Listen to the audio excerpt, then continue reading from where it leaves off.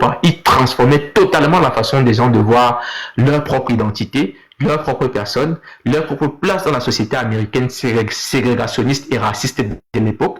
Et c'est pour ça que beaucoup le pleurent en disant mais nous avons perdu véritablement un grand homme qui était capable d'impacter sur les populations. Ces discours sont phénoménaux. Quand il arrive à la Nation of Islam, l'organisation est certes bien implantée dans un certain nombre de lieux aux États-Unis, mais elle n'est pas si implantée que ça sur le territoire. Mais lui, avec ses capacités justement d'orateur, sa façon de toucher les gens, de parler un discours que les gens comprennent, il devient tellement indispensable à la Nation of Islam qu'on commence à l'envoyer donc de ville en ville pour implanter de nouvelles structures de la Nation of Islam.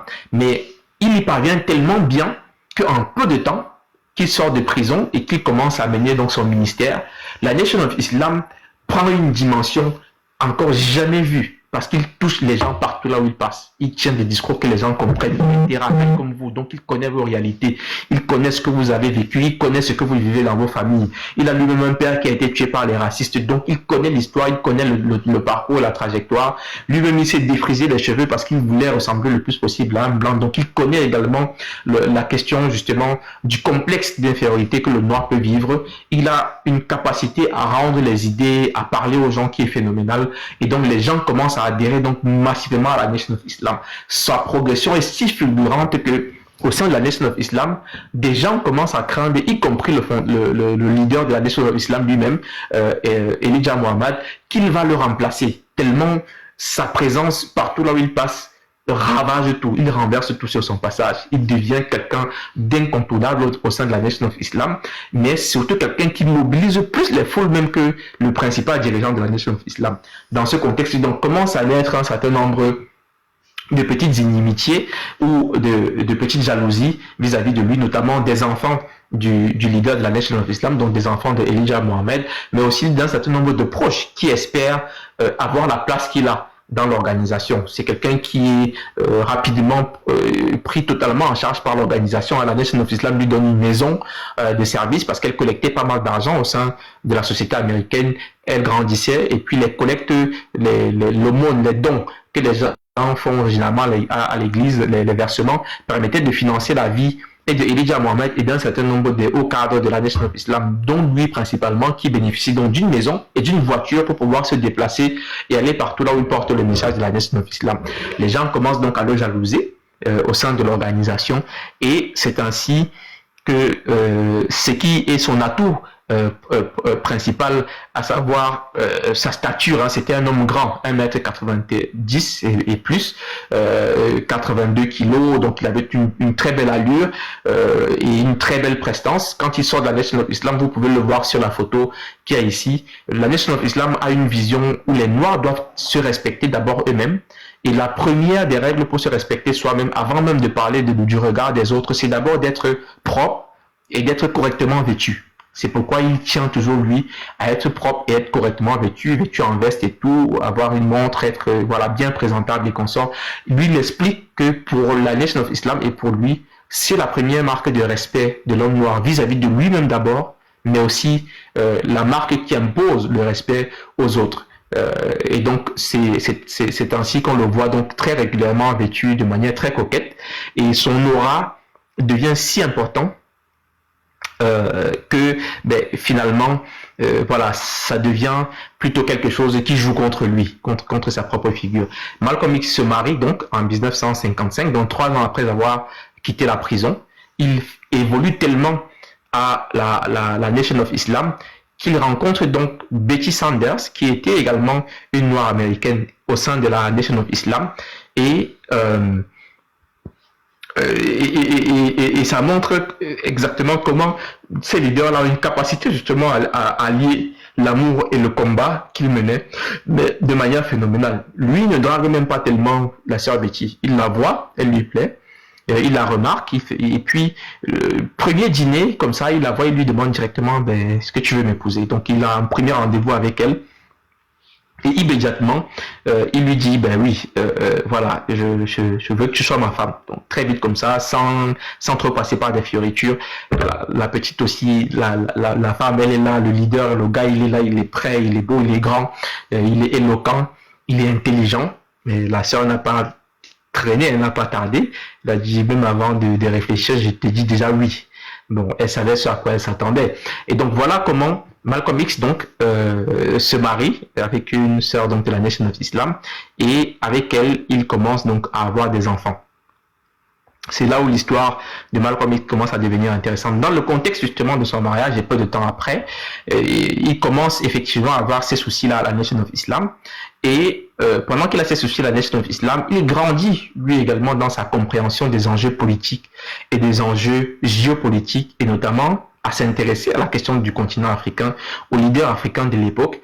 Et du coup, il évolue encore une fois sur ses prises de position, sur sa manière de procéder et autres, et on lui reproche un certain nombre de choses. Finalement, on finit par l'écarter, par lui mettre une sanction totalement bizarre et bidon. Hein. C'est à l'occasion de l'assassinat de Kennedy aux États-Unis, le président Kennedy, et quand on lui pose la question de savoir qu'est-ce qu'il pense de cet assassinat-là lors d'une interview, parce qu'il faut rappeler qu'il était celui qui était le porte-parole de la Nation of Islam, donc quand la Nation of Islam devait s'exprimer, c'était lui qui allait justement sur les médias et non pas Elijah Muhammad qui était donc le leader le plus important de la Nation of Islam à l'époque. Donc lorsque allant représenter justement la Nation of Islam sur un plateau, on lui pose la question de savoir qu'est-ce que eux ils pensent de l'assassinat de Kennedy, lui il dit simplement que qui tue par l'épée mourra par l'épée, c'est ce qu'il répond.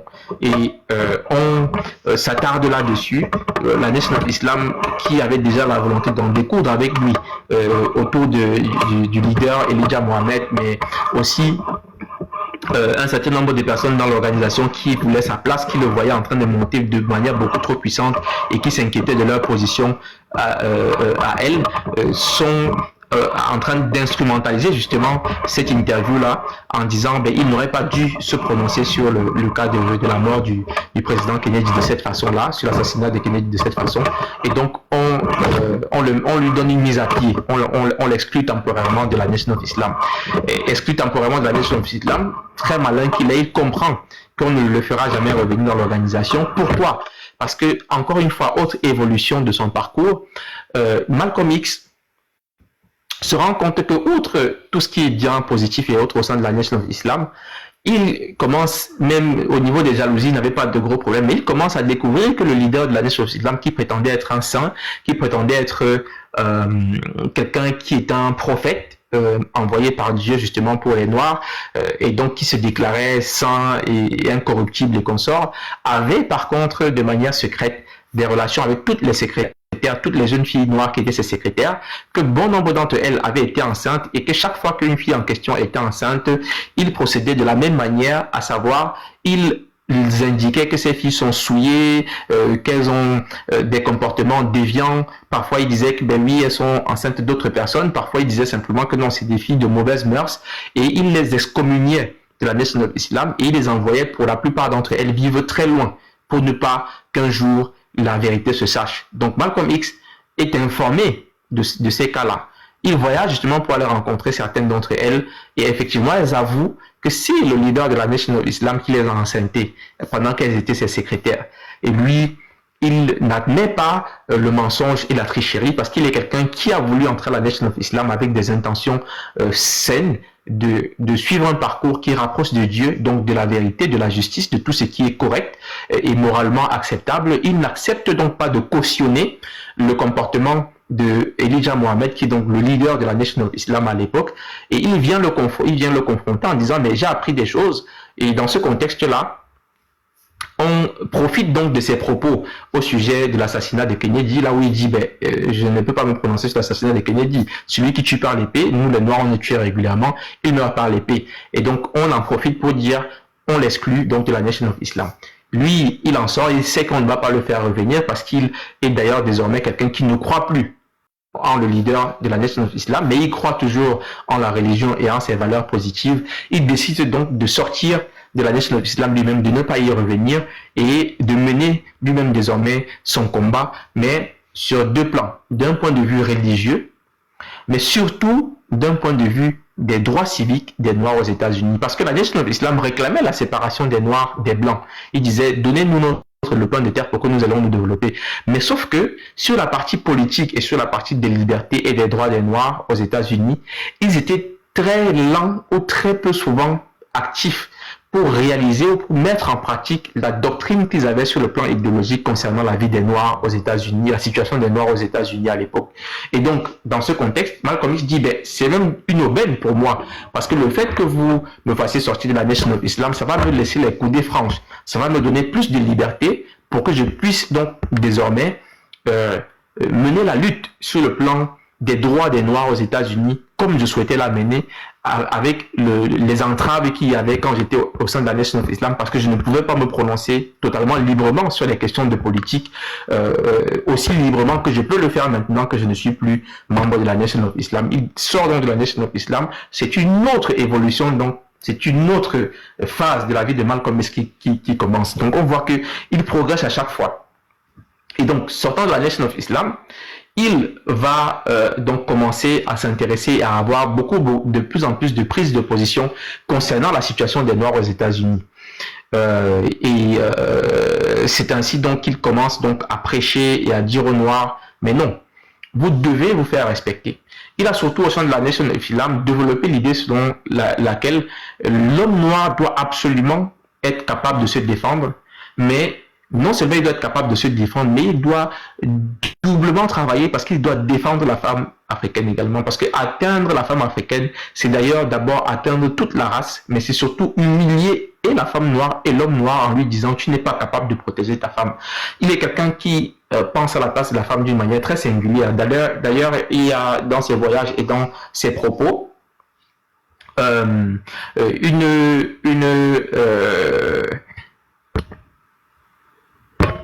il y a dans ses propos une position concernant la femme. À un moment donné dans son évolution, justement, il dit, si vous voulez observer une société et connaître son degré d'avancement ou de décadence, il suffit de regarder comment les femmes dans cette société sont vêtues.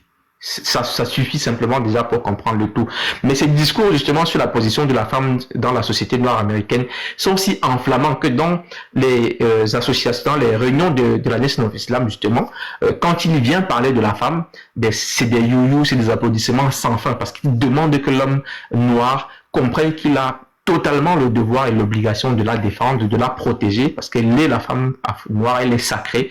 Et il dit simplement que si jamais un homme quelconque s'attaque à la femme noire parce qu'elle est noire, avec des connotations de racisme et consorts, la seule chose que l'homme noir devrait faire, c'est de fermer son poing et d'envoyer cet homme-là au cimetière. Les femmes sont en extase dans l'Assemblée. C'est ainsi que il montre donc la place que tout combattant pour les droits des Noirs, pour les droits civiques, pour les droits de la race noire d'une manière générale, devrait donner à la femme.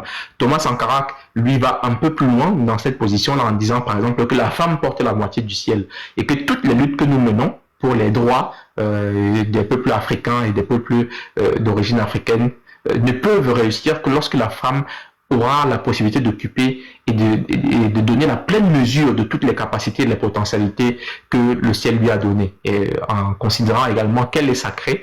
Et donc, en ce sens-là, il se rejoint un tout petit peu sur la vision et de la place qu'il fallait donner à la femme dans les combats que nous menons. Donc, Malcolm X évolue donc ainsi. Il se retrouve donc exclu de la Nation of Islam et il prend de plus en plus position sur les questions justement des droits civiques, des droits des Noirs aux États-Unis, sur les questions justement de l'influence des États-Unis ou de d'autres puissances occidentales sur le continent africain. Et durant cette période-là également, il réussit à réaliser 2 voyages en Afrique. Les voyages en Afrique lui permettent d'avoir à la Mecque aussi, il va à la Mecque, mais il voyage en Afrique et les premiers voyages qu'il mène donc en Afrique lui permettent d'avoir des contacts avec le monde africain, avec les pays africains, avec les leaders africains également. Il visite le Soudan et les pyramides du Soudan, il visite le Nigeria. Beaucoup de gens voient les photos de Malcolm X où il est devant des pyramides et tout. Il visite l'Égypte aussi, le Soudan, il visite le Nigeria, le Ghana. Voilà donc les pays qu'il visite sur le continent africain. Et durant ces visites-là, durant l'une de ces visites arrivées au Nigeria, il est baptisé lorsqu'il se fait recevoir justement par les Yoruba au Nigeria.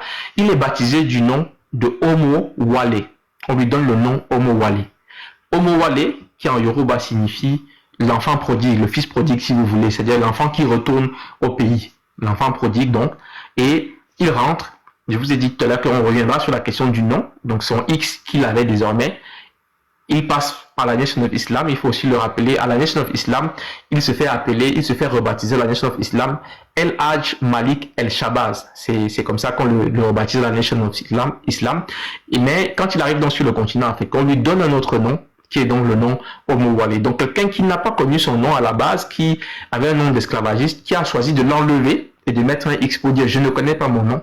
Finalement, il se retrouve avec toute une pléthore de noms dans son évolution. Et son parcours au sein de la Nation of Islam, justement, fait que beaucoup de gens pensent limiter Malcolm au fait qu'il était d'obédience musulmane, et on minimise ou on fait passer parfois en second tout ce qu'il a fait comme évolution de parcours par la suite. Moi, je suis intimement convaincu que si Malcolm X avait pu vivre plus longtemps, avec la manière dont il savait se réinventer au fur et à mesure qu'il découvrait la vérité sur un certain nombre de choses, il aurait très certainement quitté même l'islam, s'il avait pu vivre suffisamment longtemps.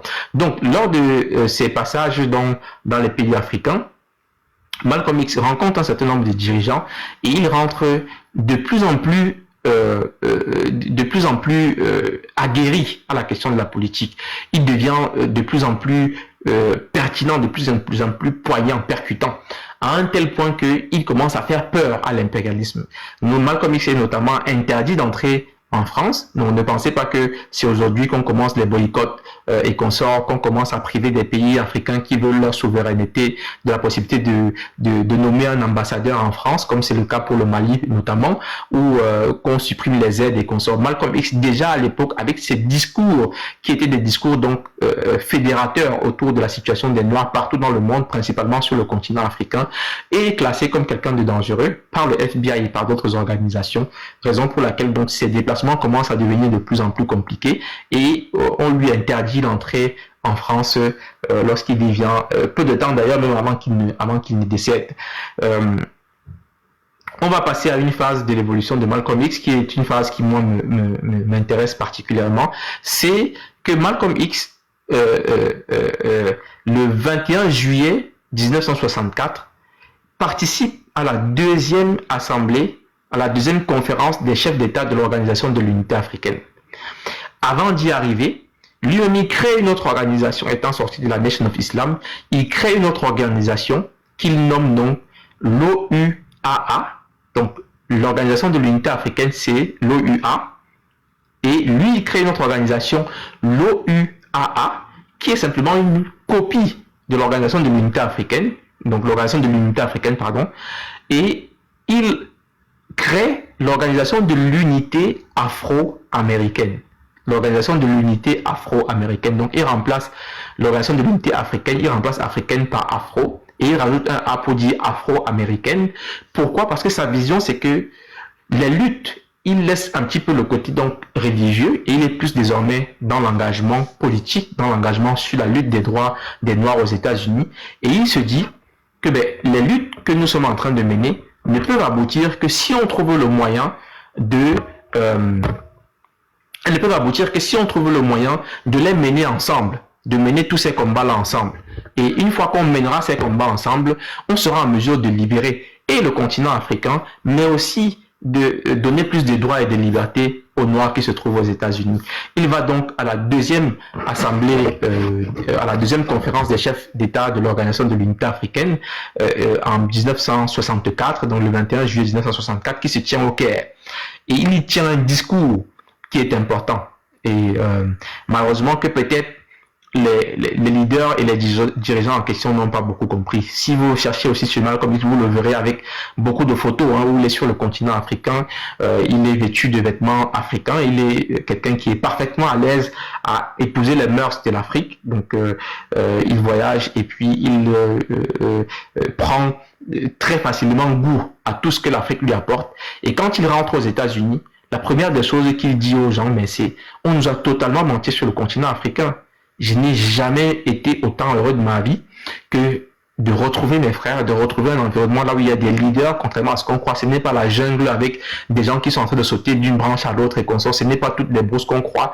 Il y a des aéroports, il y a des routes, il y a des hôpitaux, il y a des infrastructures aussi, mais il y a également la culture, la vie locale, la façon de procéder localement. Et on m'a donné un nom, Omowale, qui est, il le dit, le nom dont je suis le plus fier de mon existence. Donc même le nom musulman qu'on lui avait donné lorsqu'il a adhéré à la Nation of Islam, El Hajj Malik El Shabazz, il n'a pas prétendu avoir aimé autant un nom que celui-là. Il dit, le nom africain qui m'a été donné, c'est le nom dont je suis le plus fier de mon existence. Et ça, il le dit dans un ouvrage que vous pourrez trouver sur Internet assez facilement, qui est très intéressant à lire aussi. C'est l'autobiographie de Malcolm X, racontée à Alex Haley, The Autobiography of Malcolm X. Donc c'est l'autobiographie de Malcolm X. C'est un ouvrage super intéressant pour ceux qui veulent approfondir sur le visage de Malcolm X. Vous le lisez, vous allez retrouver toutes les informations que je vous ai données et plus encore. The Autobiography of Malcolm X, donc l'autobiographie de Malcolm X, comme raconté à Alex Haley. En rappelant que Alex Haley, c'est celui à l'origine de pas mal d'initiatives et de choses, hein, les films Kunta Kinte et consorts, le retour aussi, où il raconte lui-même comment il a fait son expérience de retour vers le continent africain et ce qui s'est passé. C'est super intéressant, Alex Haley. Allez voir et écouter même les vidéos qu'il a produites sur YouTube. Ça peut également beaucoup édifier. Donc Malcolm X, quand il va donc à l'Assemblée générale à la deuxième conférence des chefs d'État de l'Organisation de l'Unité africaine, il est quelqu'un qui est déjà presque abouti d'un point de vue politique. Il est si abouti d'un point de vue politique qu'il dit les politiciens de la ruse, l'Occident ne procède que par la ruse et la tromperie. Il ne faut jamais accepter d'aller dans le jeu de celui qui va être dans la ruse. Il vaut mieux encore même être en face de quelqu'un qui vous dit il est votre ennemi frontal. Et il prend l'exemple, et il avait cette facilité-là, qui est la facilité d'ailleurs qu'on retrouve aux grands leaders africains et à des personnes qui sont vraiment ancrées dans la culture africaine, la capacité justement à imager ce qu'on dit et par d'autres explications qui sont tirées justement de l'environnement global de l'homme. Il dit donc entre le loup et le renard, les deux sont des prédateurs, les deux chassent des proies. Mais la particularité, c'est que le loup, lui, il est toujours très rude, c'est un ennemi qui arrive frontalement, il est tellement barbare, tellement sauvage quand il arrive avec sa manière de faire que dès que tout animal le voit à distance, il fuit. Toute proie le voit à distance, il fuit donc le loup. Par contre, quand on considère le renard est malin, il ruse. Il a toujours tendance à faire comme s'il est nonchalant, il ricane, il rigole, il semble même être en train de jouer carrément avec toi. Mais tous deux sont des prédateurs et très souvent, l'amalgame qu'on fait, c'est que on se fie à ce prédateur-là qui est déguisé en ami, qui rigole et tout, qui ricane, qui a une attitude plutôt pacifique, il n'arrive pas de manière très frontale, très brutale en criant ou en ayant une attitude qui montre qu'il vient vous dévorer. Et quand vous vous y prenez au jeu de traîner avec lui, à la première occasion, il saute sur votre cou et vous n'avez pas une chance d'échapper à son emprise. C'est donc comme ça qu'il définit donc les politiciens occidentaux d'une manière générale. Il dit qu'il n'y a que ces deux catégories-là de leaders occidentaux qui existent. Il n'y en a pas d'autres.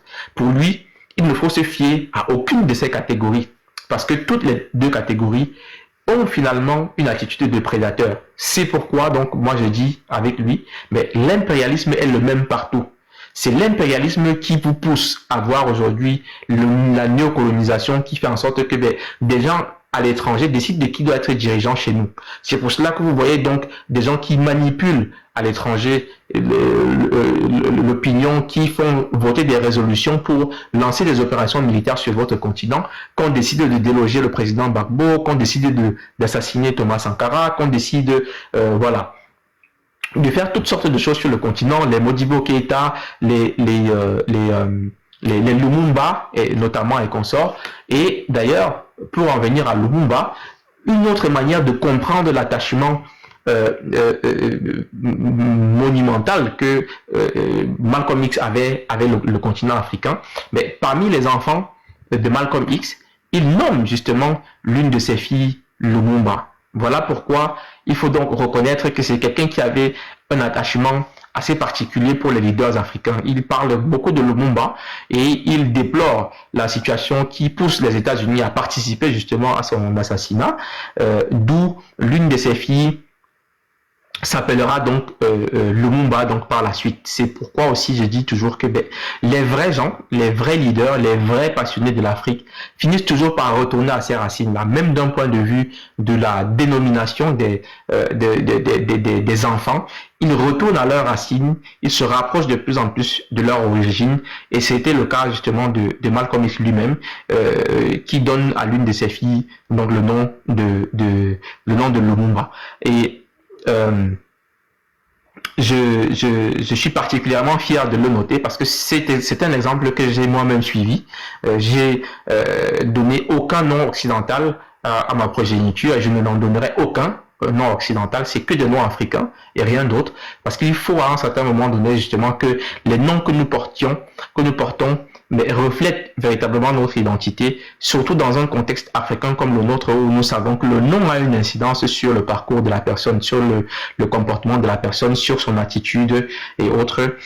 C'est important justement que nous ayons la possibilité justement de toujours, mais toujours essayer de faire en sorte que nos enfants soient le plus possible attachés uniquement à nos traditions, à notre héritage, à notre culture, plutôt qu'à des noms qui ne sont pas les leurs. Ça participe aussi de la suppression de ce complexe d'infériorité là ou d'assimilation qu'il y a. Et donc la fille de Malcolm X justement qui est baptisée Lumumba, c'est Gamila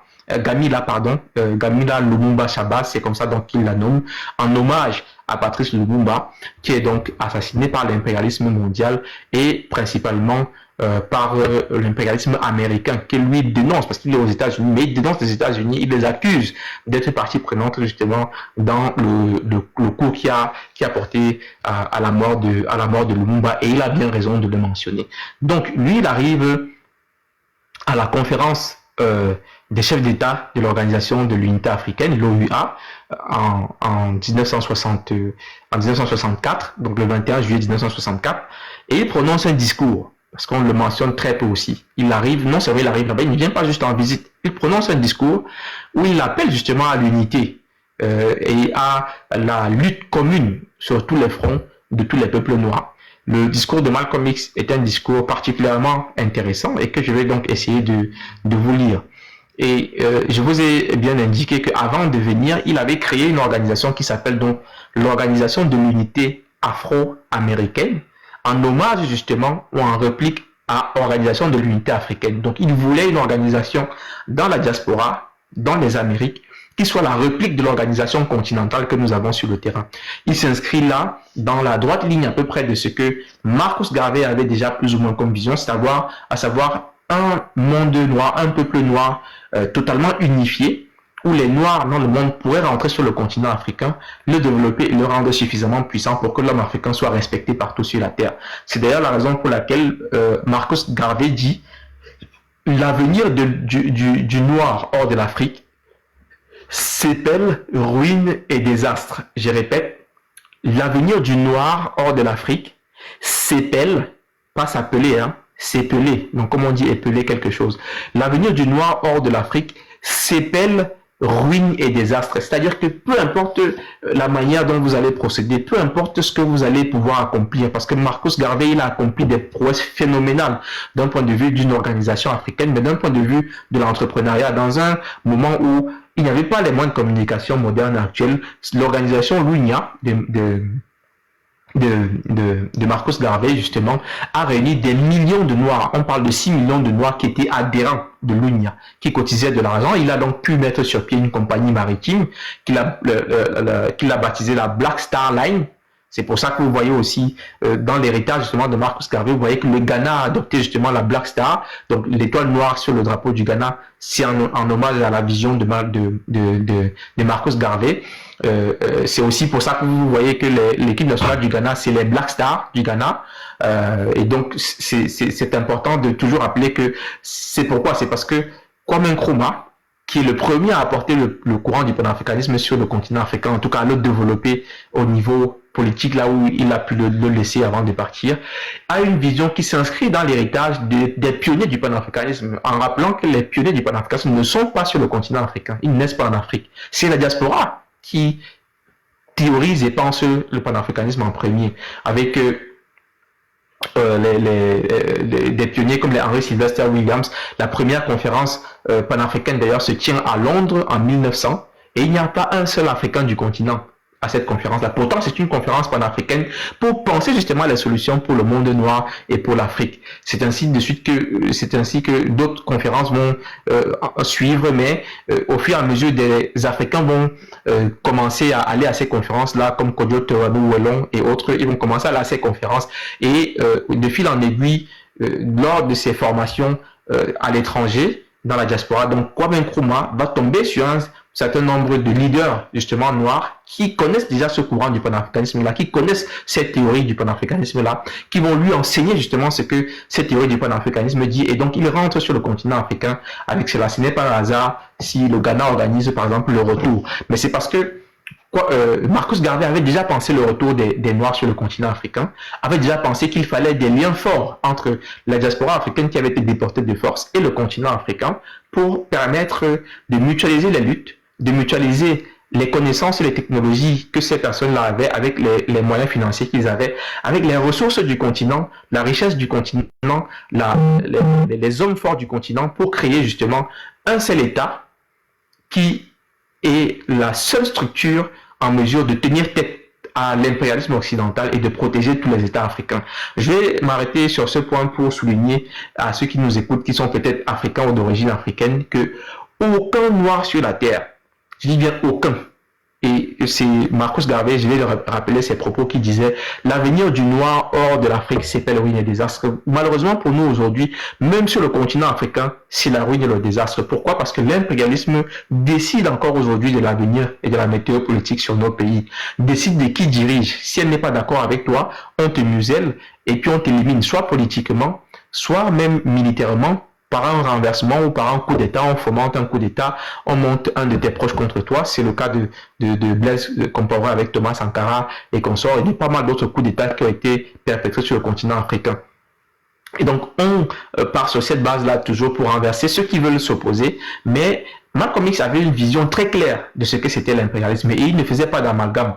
Et il dit donc que, dans la même veine que Marcus Garvey, il faut l'unité entre les peuples noirs, il faut l'unité des luttes sur le continent et dans la diaspora. C'est la seule condition à laquelle et la lutte du continent et la lutte de la diaspora vont pouvoir profiter chacun mutuellement des forces de l'autre pour aboutir. Ce n'est que dans ce contexte-là qu'on peut arriver à la fin des combats que nous sommes en train de mener. C'est donc le sens de son discours à l'ONU. Et lorsqu'il est en train de prononcer ce discours-là, il ne se rend pas compte qu'il est là en train de toucher, même d'un point de vue stratégique, la chose qui est la plus effrayante pour l'impérialisme. C'est-à-dire l'impérialisme, lorsqu'il voit ça, il dit, mais ce monsieur, il voit déjà de manière très claire qui nous sommes.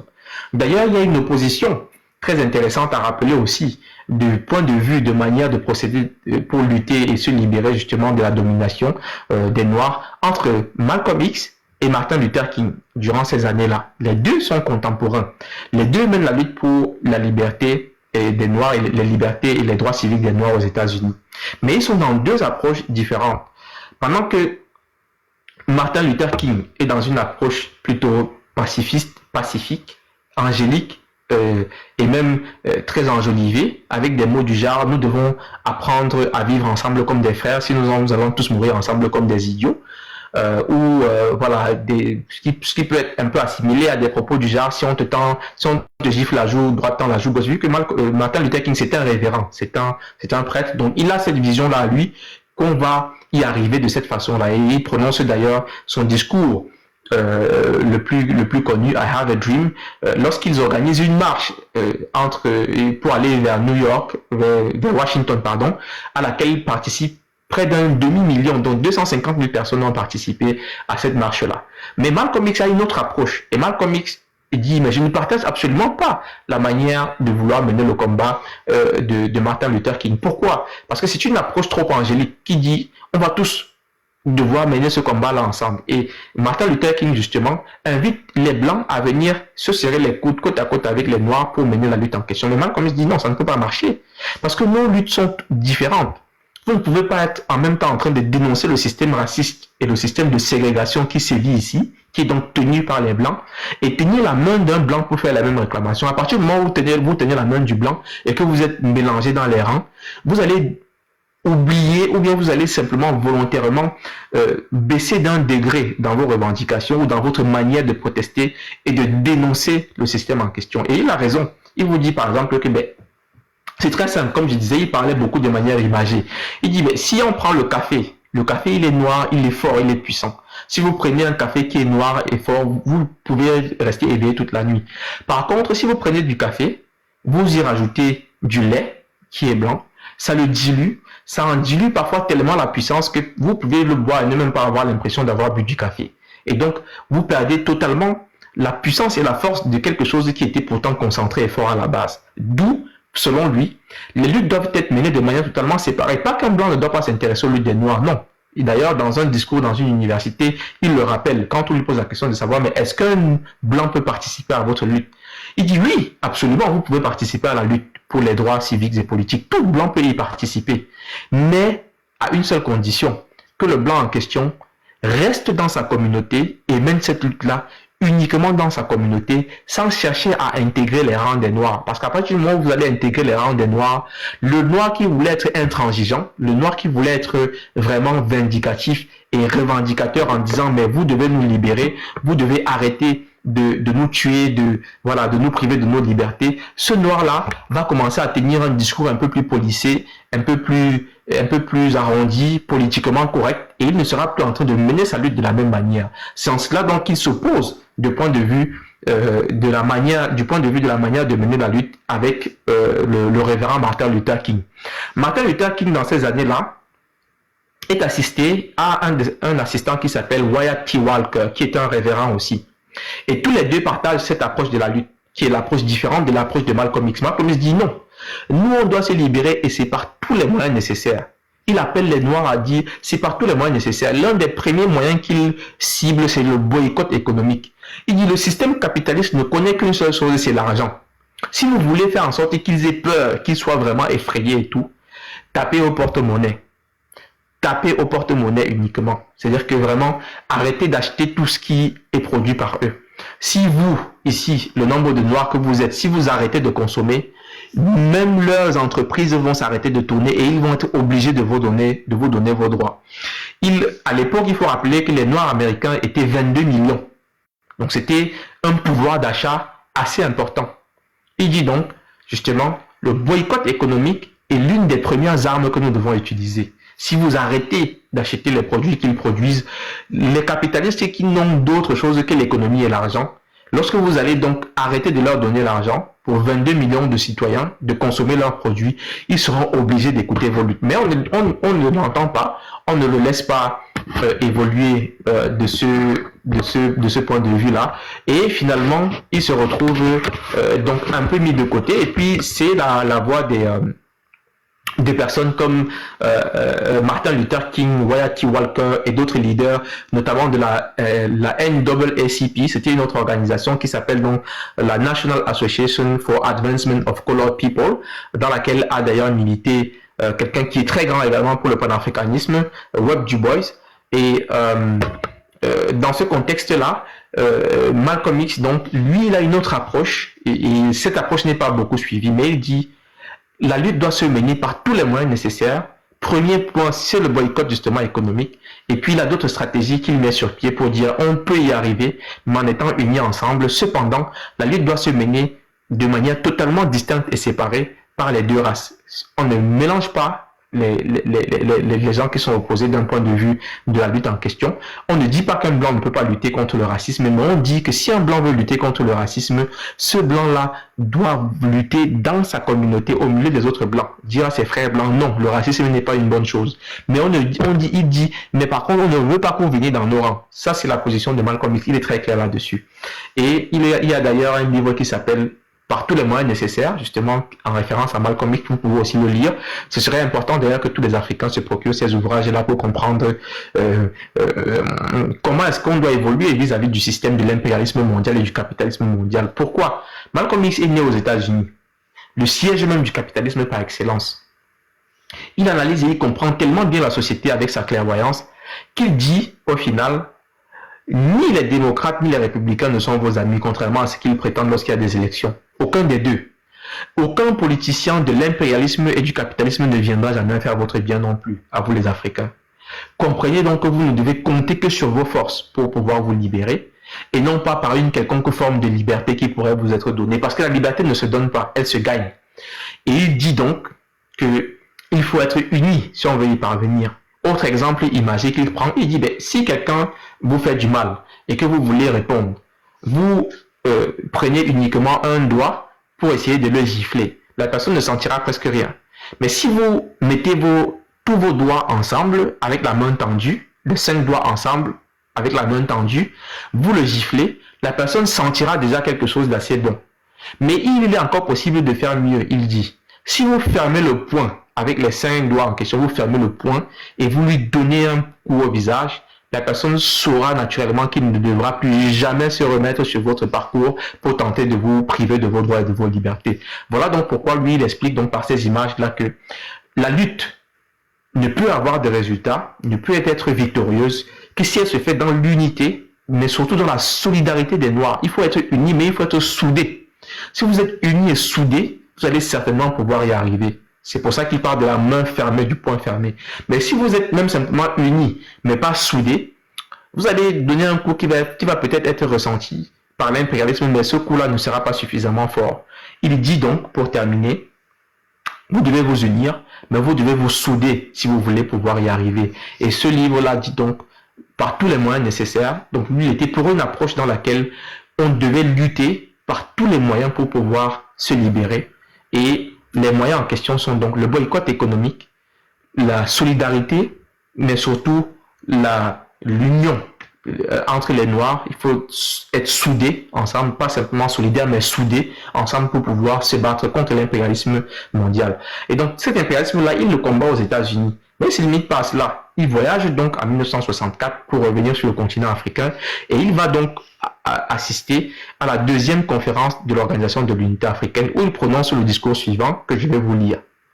Je vous ai précisé déjà qu'il a créé avant cela, peu de temps avant d'y aller, une autre organisation qui s'appelait donc l'Organisation de l'Unité afro-américaine, pour dire que les Noirs qui sont dans les Amériques doivent tous être sous une organisation qui rappelle l'organisation africaine, qui est l'Organisation de l'Unité africaine, pour mutualiser les luttes, donc être unis, mais surtout être soudés pour mener le combat, et en même temps sur le continent africain, et en même temps dans la diaspora, aux États, en Amérique principalement. Le discours de Malcolm X, il prononce donc ce jour-là en juillet 1964 au Caire, le 21 juillet exactement 1964 au Caire, lors de la conférence des chefs d'État de l'Organisation de l'Unité africaine. Et peu de gens savent qu'il y a été. C'était la toute 2e, parce que l'Organisation de l'Unité africaine est créée en 1963 exactement, donc la toute 2e conférence. Il y vient, il y participe et il apporte donc un message qui est le suivant. Je lis le discours qu'il a tenu ce jour-là. L'Organisation de l'Unité afro-américaine m'a envoyé afin d'assister à cette conférence historique du sommet africain en qualité d'observateur pour représenter les intérêts des 22 millions d'Afro-Américains dont les droits humains sont violés quotidiennement par le racisme des impérialistes américains. Donc il ne parle pas simplement du racisme, mais il dénonce aussi l'impérialisme. C'est ce que l'Afrique mène comme combat aujourd'hui, le combat contre l'impérialisme. Aucun État africain n'est encore libre. Aucun État africain n'a connu un seul jour de liberté.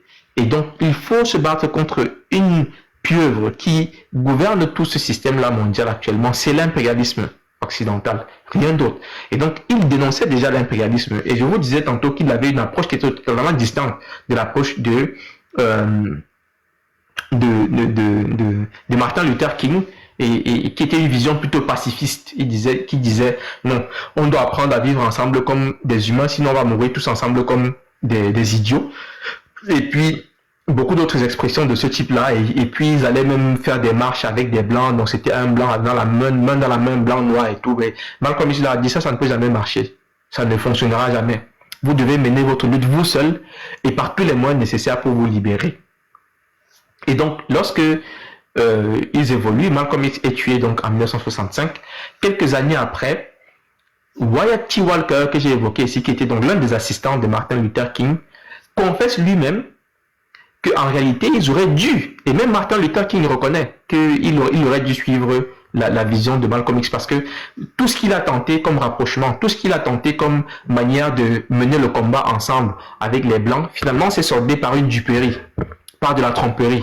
Et donc, il dit, au final, on aurait peut-être dû écouter Malcolm X. Et la preuve palpable qu'ils ont tous compris qu'ils auraient dû l'écouter dans sa vision stratégique à lui, c'est dans les propos de Wyatt T. Walker, qui est interviewé un jour et qui dit ceci en anglais, et puis je vais vous le traduire.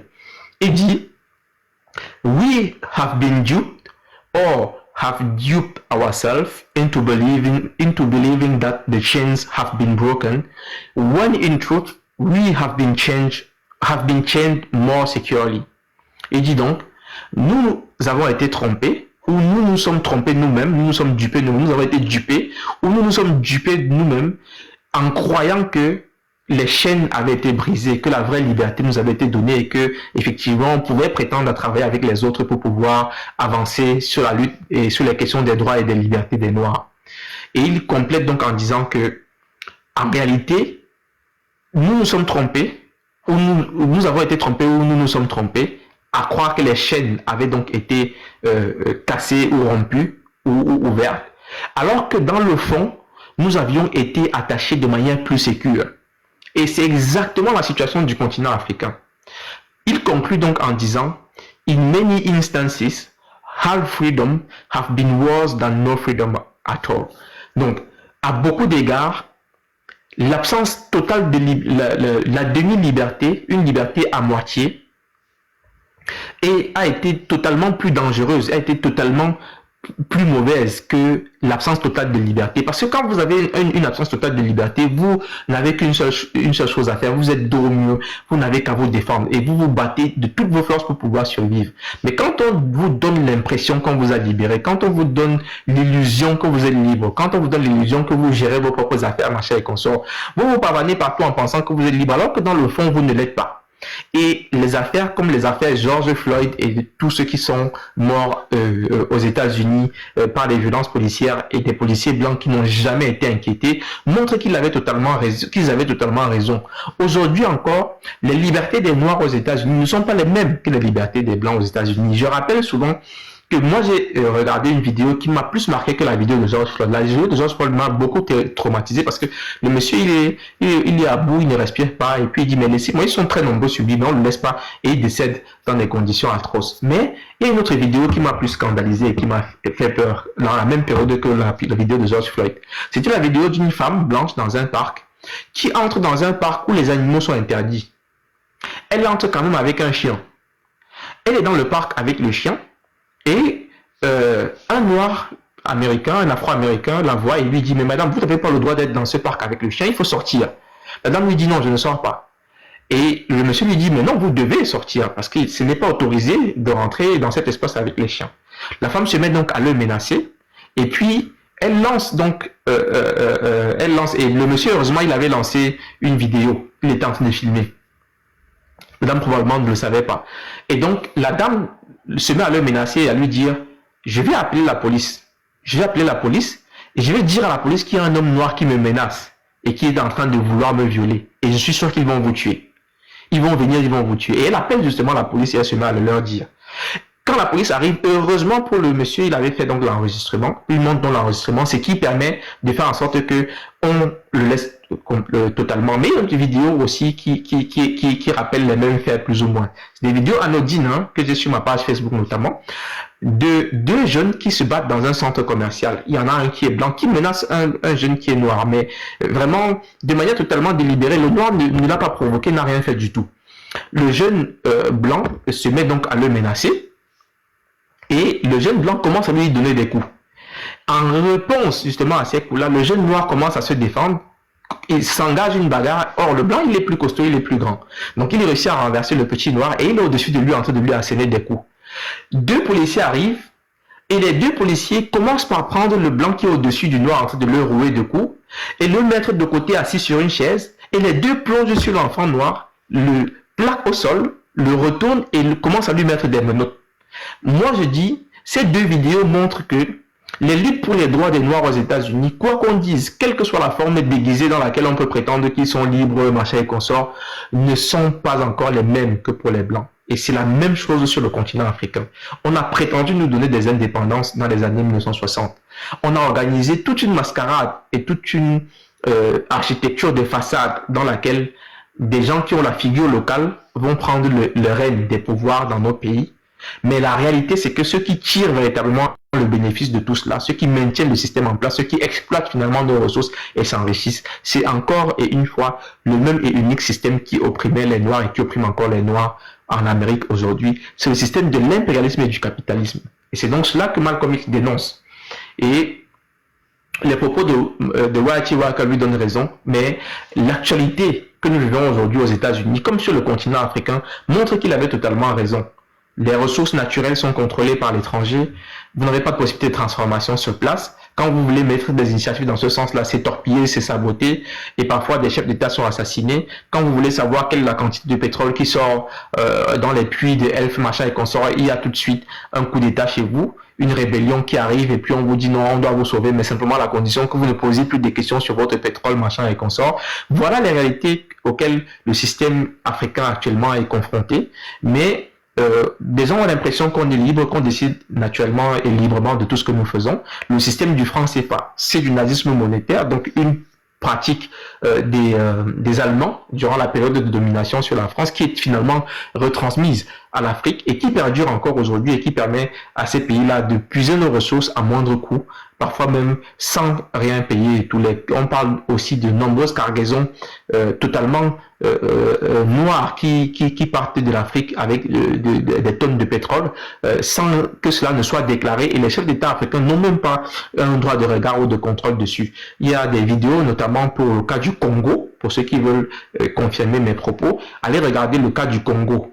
Le président et les dirigeants du ministre, le ministre du pétrole, notamment des mines et de l'énergie congolais, ils disent tous que bon, on ne savait pas la quantité de pétrole qui partait du pays. Et quand on a voulu voir clair dans cela, c'est à ce moment-là que toutes sortes de problèmes ont commencé à arriver, y compris l'instabilité militaire et politique du pays.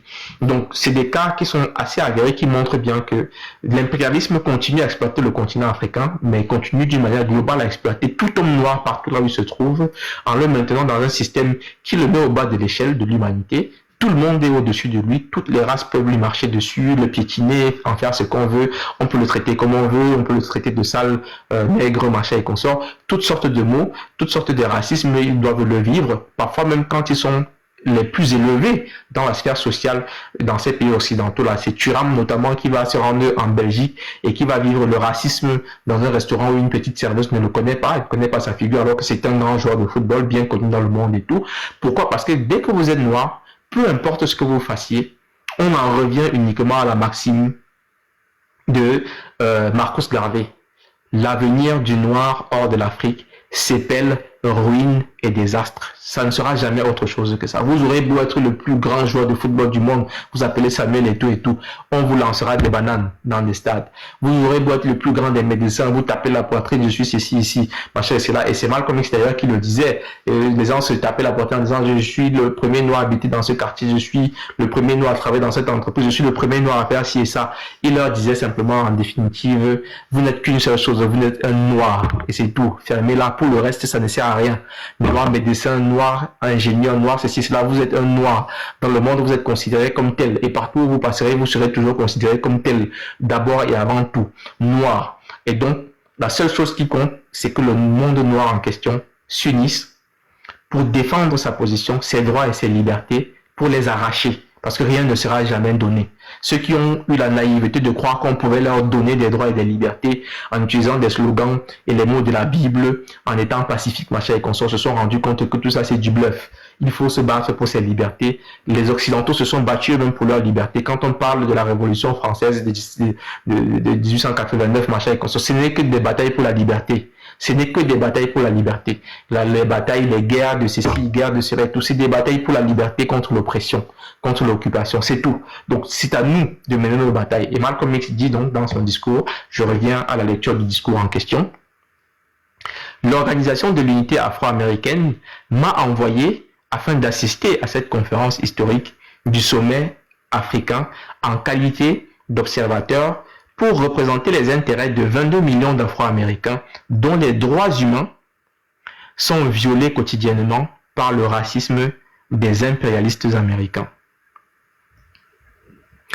De même que l'organisation, étant donné que nous étions 22 millions d'Africains qui sont maintenant en Amérique, non pas par choix, mais seulement par un accident cruel dans notre histoire, nous croyons fermement que les problèmes africains sont nos problèmes et que nos problèmes sont des problèmes africains. Voilà ce qu'il dit de manière très claire. Il dit, étant donné que nous étions 22 millions d'Africains qui sont maintenant en Amérique, non pas par choix, mais seulement par un accident cruel dans notre histoire, nous croyons fermement que les problèmes africains sont nos problèmes et que nos problèmes sont des problèmes africains. C'est l'interpellation que je voulais faire à la jeunesse, notamment à la diaspora africaine, les afro-descendants d'une manière globale. C'est pour ça que j'ai intitulé Malcolm X, le panafricanisme et la jeunesse afro. Parce que la jeunesse afro a aujourd'hui tendance à vouloir se déconnecter du continent. Et très souvent, elle se reconnaît et s'identifie uniquement par le pays d'adoption. Ils disent, je suis né en France, je ne connais que la culture française, je suis français, je ne veux rien savoir du Cameroun, je ne veux rien savoir du Mali et consorts. Mais ils oublient simplement une chose, c'est que simplement parce qu'ils sont noirs, ils feront face au même système de l'impérialisme et du racisme, pas parce qu'ils sont africains, mais simplement parce qu'ils sont noirs. Et donc, s'ils avaient la possibilité de comprendre à quel point Malcolm X était avancé lorsqu'il disait, mais nos problèmes à nous qui sommes des afro-descendants, ici sont vos problèmes et vos problèmes sont les nôtres, c'est que certainement la lutte du continent africain aurait été portée à bout de bras par cette jeunesse afro-descendante-là, partout là où elle est, en Europe, pour faire des revendications. Et dans le même sens, dans le même temps, par ricochet, la lutte de l'Afrique aurait pu avoir des résultats beaucoup plus importants sur la scène internationale, mais la liberté que les Afro auraient participé à conquérir aurait donné la possibilité à l'Afrique de se développer et d'être puissante, et une Afrique puissante aurait été en même de protéger les Africains et les Afro-descendants, même hors du continent africain. Regardez ce qui se passe avec la Chine. La Chine envoie ses gens partout dans le monde aujourd'hui, mais la particularité c'est que si vous touchez un citoyen chinois, peu importe là où ça se passe, vous saurez que la Chine est derrière lui. C'est la même chose pour le citoyen américain. Si vous touchez un citoyen américain quelque part, vous saurez que l'Amérique est derrière lui. Ils se battent pour protéger cela. Mais pourquoi? Parce que c'est d'abord déjà des nations suffisamment puissantes elles-mêmes. Et comme elles sont suffisamment puissantes et évoluées, elles sont capables par cette puissance-là de protéger leurs ressortissants. Quand bien même ils vont naître de la première, deuxième, troisième génération en France ou ailleurs, la Chine les protège. C'est le même discours qu'il faut tenir à cette jeunesse afro. Lui dire qu'elle peut participer à la libération de l'Afrique. Parce que par la libération de l'Afrique, l'Afrique deviendra un continent puissant, riche, puissant économiquement, militairement, et elle sera respectée, mais surtout elle imposera le respect pour tous les Noirs et pour tous les Afro-descendants sur toute la surface de la Terre. Sans cela, il n'est pas possible pour un quelconque Noir, partout là où il se trouve sur la planète, d'être respecté, y compris en Afrique. Les Noirs seront toujours brimés, ostracisés, machin et consorts. Donc, c'est des luttes qui sont mutuelles. C'est ce que dit Malcolm X. La lutte des Afro-descendants, donc dans le monde, contre le racisme, doit être jumelée à la lutte contre l'impérialisme et à la lutte du continent africain. Parce qu'en libérant l'Afrique, donc, ça donne la possibilité à ces gens-là d'être libres eux-mêmes et d'être protégés par leur continent. C'est que comme cela qu'ils peuvent y arriver. Et Malcolm X continue donc. Nous autres, en Amérique, sommes vos frères et sœurs depuis longtemps perdus.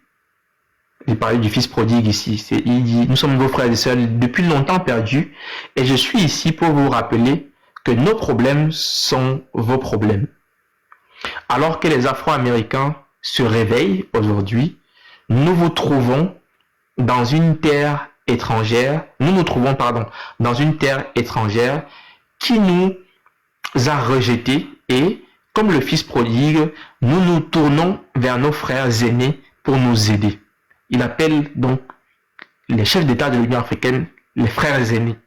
Ça montre le degré de lien qu'il veut avec l'Afrique, avec le continent africain. Il ne dit pas vous des présidents africains, il dit non, nous nos frères aînés, on se tourne vers vous parce que nous sommes rejetés là où nous sommes. Et ce n'est pas nous qui avons choisi d'être là-bas. C'est un accident cruel de notre histoire à tous, l'histoire de l'Afrique qui nous a amenés hors du continent africain. C'est l'esclavage qui nous y a amenés. Donc c'est un accident cruel, mais nous sommes vos frères, nos problèmes sont vos problèmes, nous nous tournons vers nos frères aînés pour nous aider. Et il continue donc en disant, nous prions pour que nos supplications ne tombent pas dans des oreilles sourdes. Dans des oreilles sourdes. Et il dit donc, et toutes ces atrocités inhumaines nous ont été infligées par les autorités gouvernementales. Il parle donc des atrocités qui vivent. Nous avons été amenés de force, il complète en disant, nous avons été amenés de force, enchaînés depuis ce continent mère et avons désormais passé plus de 300 ans en Amérique, souffrant des formes les plus inhumaines de torture physique et psychologique imaginables. C'est ce que je vous disais tantôt. Et il a raison de le dire. Je vous conseille véritablement deux ouvrages qui peuvent vous permettre de comprendre jusqu'à quel point ces gens-là ont été atroces avec les Noirs américains. Vous lisez The Soul of Black Folks de Webb Dubois, The Soul of Black Folks de Webb Dubois. Vous allez certainement couler des larmes. En tout cas, j'ai eu des larmes qui ont coulé de mon visage en lisant ce livre-là, en voyant ce que ces gens ont fait à nos frères et à nos pères qu'ils ont déportés dans les Amériques. Et Malcolm X leur dit donc, nous avons été emmenés de force, enchaînés depuis ce continent mère, et avons désormais passé plus de 300 ans en Amérique, souffrant des formes les plus inhumaines de torture physique, mais surtout psychologique. Ça, c'est ce que je vous disais. De torture physique et psychologique imaginables. Au cours des 10 dernières années, le monde entier a vu nos hommes, nos femmes et enfants être attaqués, mordus par des chiens policiers vicieux, brutalement battus par les matraques de la police et arrosés par les tuyaux d'eau à haute pression qui déchiraient les vêtements de nos corps et la chair de nos membres. Voilà la description qu'il fait. C'est poignant. Et toutes ces atrocités inhumaines nous ont été infligées par les autorités gouvernementales américaines, la police elle-même, sans aucune autre raison que celle de chercher la reconnaissance et le respect accordés aux êtres humains en Amérique. Le gouvernement américain est incapable ou peu disposé à protéger les vies et les biens de vos 22 millions de frères. Il ne dit pas de 22 millions d'Américains, il dit de vos 22 millions de frères et sœurs afro-américains. Nous sommes sans défense, à la merci des racistes américains qui nous assassinent à volonté uniquement parce que nous sommes noirs et d'origine africaine. La semaine dernière, un éducateur afro-américain non armé a été assassiné de sang-froid en Géorgie. Quelques jours auparavant, 3 artisans des droits civils ont complètement disparu, peut-être même assassinés eux aussi, uniquement parce qu'ils enseignaient à notre peuple dans le Mississippi comment voter et comment sécuriser leurs droits politiques. Est-ce que ça ne vous rappelle pas des enjeux que nous avons quelque part dans le continent africain, dans tous nos pays d'ailleurs où la dictature sévit? Est-ce que ça ne rappelle pas les mêmes luttes face aux dictatures, face à l'impérialisme, face au trucage aux élections? Et quand on essaye simplement d'enseigner au peuple qu'il doit être maître de son destin, qu'il doit savoir que le pouvoir vient de lui et que c'est par le vote qu'il donne ce pouvoir-là, est-ce que ça ne vous rappelle pas justement que les luttes en question sont effectivement identiques sur la surface du globe, que ce soit des luttes donc des Afro-Américains, que ce soit les luttes africaines, c'est contre un système unique, celui de l'impérialisme, qui a donc des suppôts partout, y compris chez nous, des petits traîtres. Et Malcolm X poursuit donc en disant, je poursuis la lecture, nos problèmes sont vos problèmes.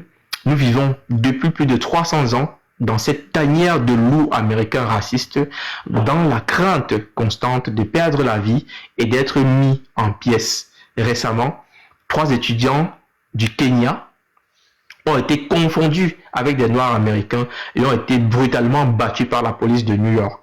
Peu de temps après, 2 diplomates d'Ouganda ont également été battus. On dit des diplomates d'Ouganda ont également été battus par la police de New York qui les a pris pour des Noirs américains.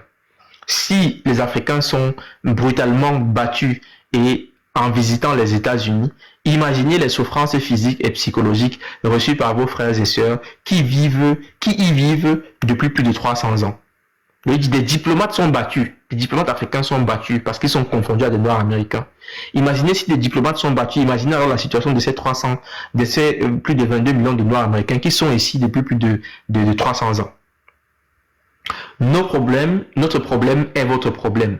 Peu importe combien d'indépendances africaines arrivent ici sur le continent mère, à moins que vous ne portiez votre robe nationale en tout temps quand vous visitez l'Amérique, vous pouvez être confondu avec l'un de nous et subir les mêmes mutilations psychologiques et physiques qui sont des événements quotidiens dans notre vie. Vos problèmes ne seront jamais complètement résolus tant et à moins que les nôtres ne soient résolus. Vous ne serez jamais pleinement respectés tant que nous ne serons pas respectés. Vous ne serez jamais reconnus comme des êtres humains libres tant que nous ne serons pas aussi reconnus et traités comme des êtres humains. Notre problème est votre problème. Ce n'est pas un problème noir ni un problème américain. C'est un problème mondial, un problème pour l'humanité. Ce n'est pas un problème des droits civils, c'est un problème des droits de l'homme.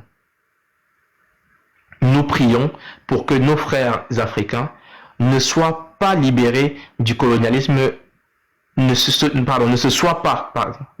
je répète, nous prions pour que nos frères africains ne se soient pas libérés du colonialisme européen pour être vaincus et dominés par le dollarisme américain. Donc là, il parle de l'impérialisme auquel je fais régulièrement allusion. Donc, ne pas être en train de se libérer de la colonisation pour être dominé par l'impérialisme, c'était la mise en garde qu'il faisait. Malheureusement, il n'a pas été écouté et on y est encore aujourd'hui. Ne laissez pas le racisme américain être légalisé par le dollarisme américain. L'Amérique est pire que l'Afrique du Sud parce que non seulement l'Amérique est raciste, mais elle est aussi fourbe et hypocrite. Je vous parlais de la fourberie d'ailleurs du système. L'Afrique du Sud prône la ségrégation et pratique la ségrégation. Elle, au moins, pratique ce qu'elle prêche.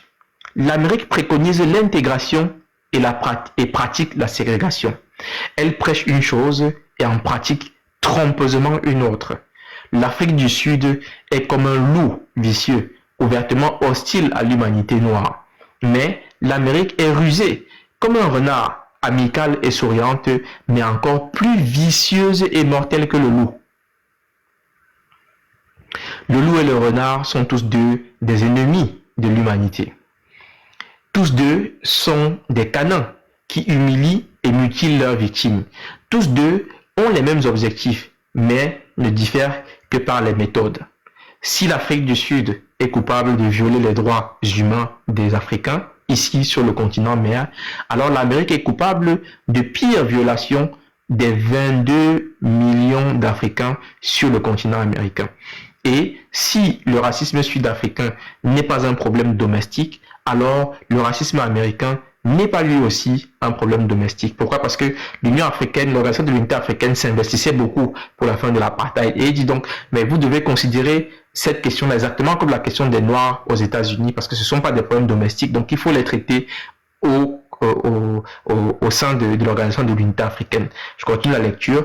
Nous exhortons les États africains indépendants à nous aider à porter notre problème devant les Nations Unies au motif que le gouvernement des États-Unis est moralement incapable de protéger la vie et les biens de 22 millions d'Afro-Américains et au motif que la détérioration de notre situation devient définitivement une menace pour la paix mondiale. Par frustration et désespoir, nos jeunes ont atteint le point de non-retour. Nous n'avons plus la patience et ni l'intention de tourner l'autre jour. C'est ce que je vous disais. Lui, il était dans une logique où il ne tend pas la joue. Non, non, non, non, non, non. Ça, c'était Martin Luther King qui était dans ça. Pas de question de tendre l'autre joue. Il ne tendait pas l'autre joue, Malcolm X. Et il dit donc de tendre l'autre joue. Nous revendiquons le droit à la légitime défense par tous les moyens nécessaires et nous nous réservons le droit de maximiser les représailles contre nos oppresseurs racistes, quelle que soit l'adversité à laquelle nous ferons face. Nous sommes bien conscients que nos efforts futurs pour nous défendre et en ripostant, en confrontant la violence à la violence, œil pour œil, dent pour dent, pourrait créer le type de conflit racial en Amérique qui pourrait facilement se transformer en une violente guerre de race mondiale sanglante. Dans l'intérêt de la paix et de la sécurité mondiale, nous prions les chefs d'État africains indépendants de proposer une enquête immédiate sur notre problème à la Commission des droits de l'homme des Nations Unies. Un dernier mot, mes frères bien-aimés, à ce sommet africain. Personne ne connaît mieux le maître que son serviteur. Nous sommes serviteurs en Amérique depuis plus de 300 ans. Nous avons une connaissance approfondie de cet homme qui s'appelle Oncle Sam. Par conséquent, vous devez tenir compte de notre avertissement. N'échappez pas au colonialisme européen pour être encore plus asservis par le dollarisme américain fourbe et amical. Que les bénédictions d'Allah sur la santé et la sagesse soient sur vous tous. Malcolm X. Donc voilà, avec cette lecture donc du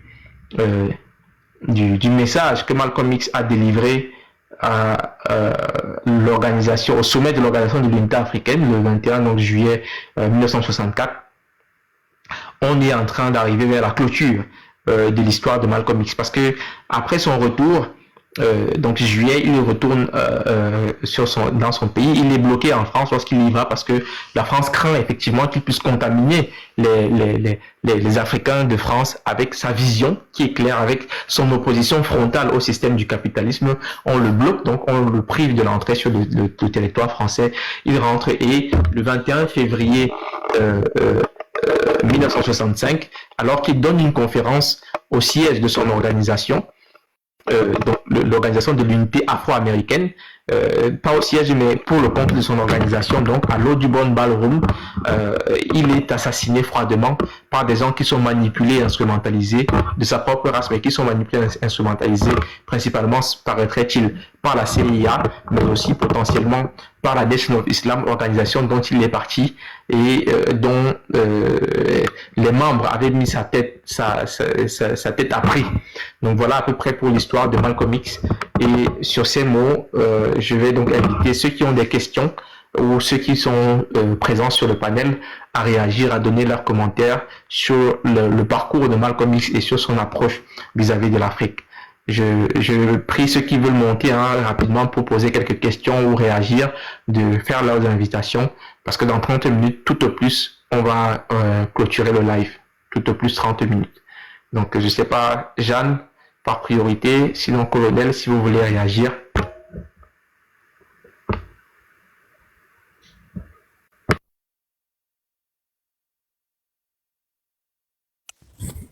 Colonel était là avant moi, non?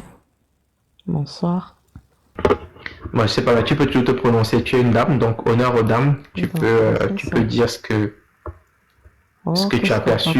Voilà. De plus par rapport à ce que tu as lu, bon, au-delà de l'héritage de Malcolm X dans les luttes de libération des Noirs et le panafricanisme, on peut simplement dire que aujourd'hui, comme pour Sankara, comme avec toutes les personnes qui se sont indignées, les Wandier, Sankara, aujourd'hui les Assimi Goïta et toutes les nouvelles générations, c'est toujours d'inspiration, ces mouvements antiracistes ou de décolonisation à travers le monde.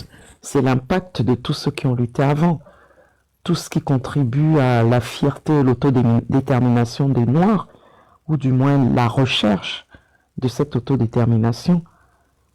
Je pense que c'est des personnes comme Malcolm X qui ont joué un rôle dans la promotion de cette conscience et de cette fierté-là.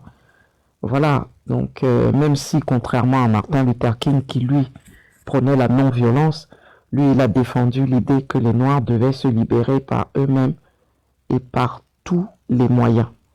Donc, il était un peu plus radical.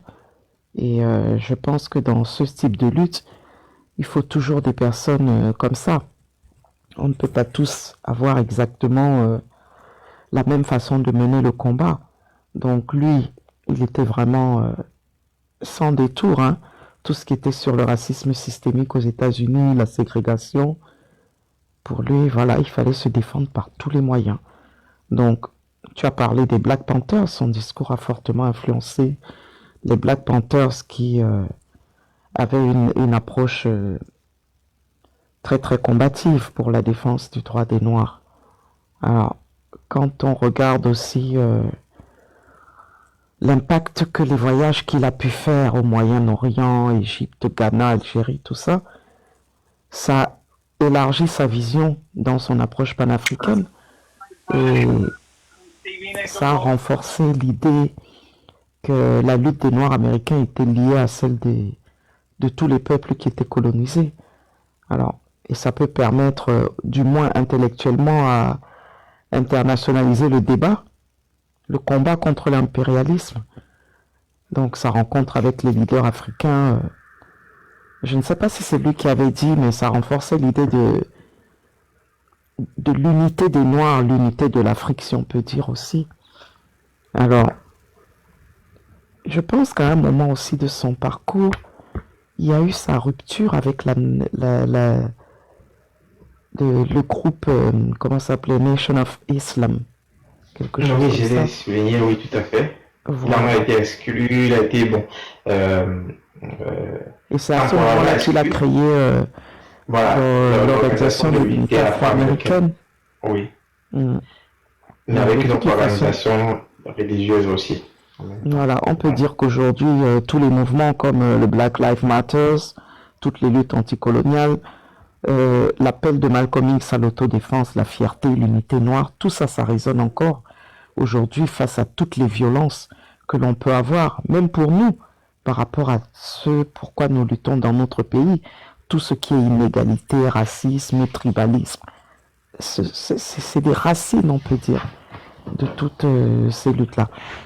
Oh, Malcolm X, de toutes les façons, c'est un révolutionnaire qui aura su lier la lutte des Noirs américains à un combat mondial contre l'oppression. Puisqu'aujourd'hui, on est en train de le citer justement parce que c'est aussi un exemple pour nous.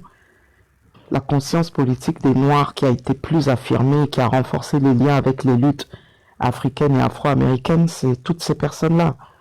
Martin Luther King, Malcolm X, Rosa Parks, voilà. C'est nos références. Donc, moi, je peux dire que ça restera un modèle pour les générations actuelles et futures, associé à tous ces nouveaux combattants de la liberté que nous voyons en Afrique et ailleurs. Voilà ce que je peux dire. Merci, c'était une analyse brillante et un résumé parfait. D'ailleurs, je ne pense pas que j'aurais pu faire mieux. Donc, merci pour cette analyse, pour ce point de vue sur Malcolm X, son parcours, sa trajectoire et le combat qu'il a mené au niveau des États-Unis, mais aussi plus globalement ailleurs.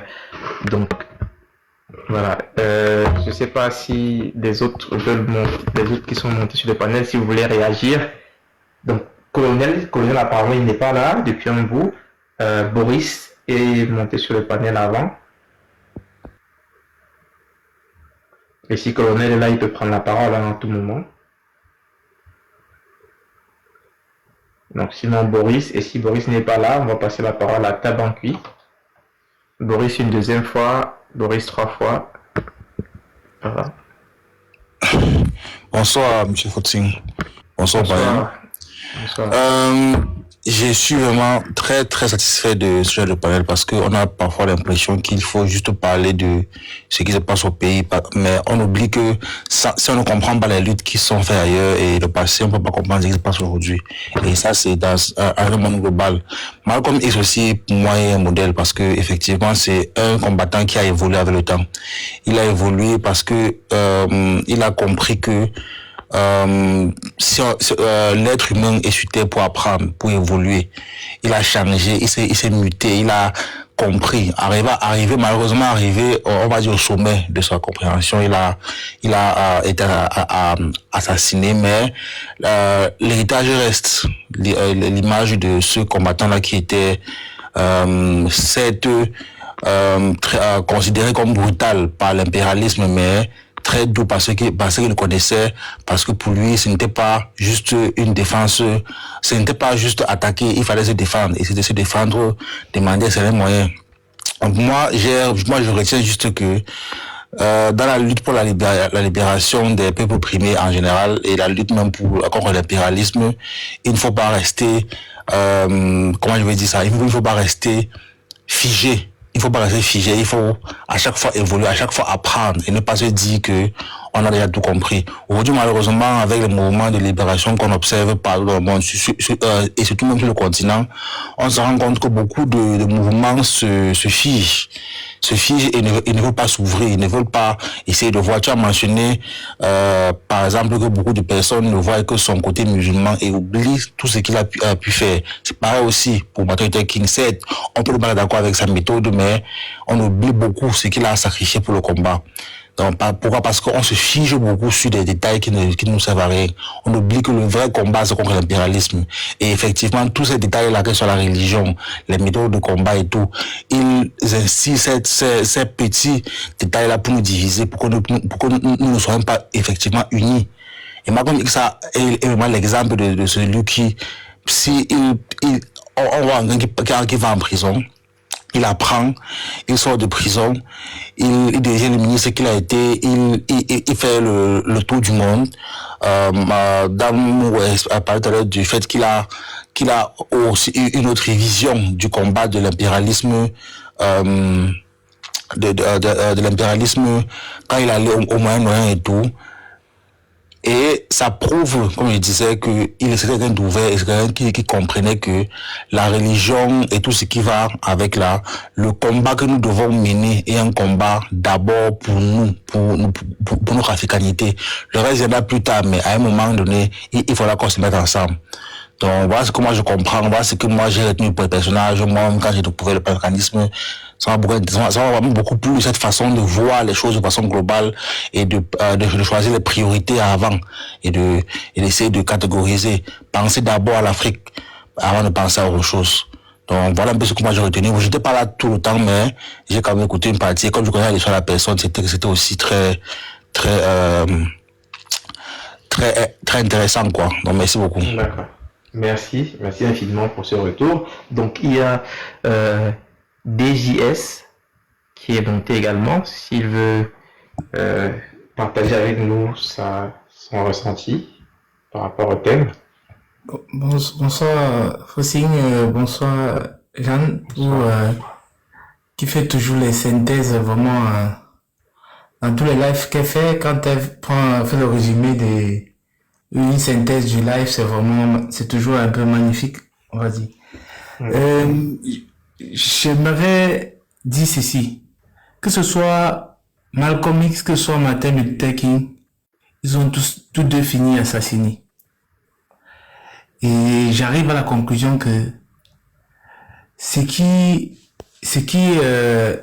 est commun aux Noirs, au peuple noir, au peuple, je vais dire dans d'autres contrées, dans d'autres peuples qui ont lutté, les impérialistes n'ont pas toujours assassiné le leader.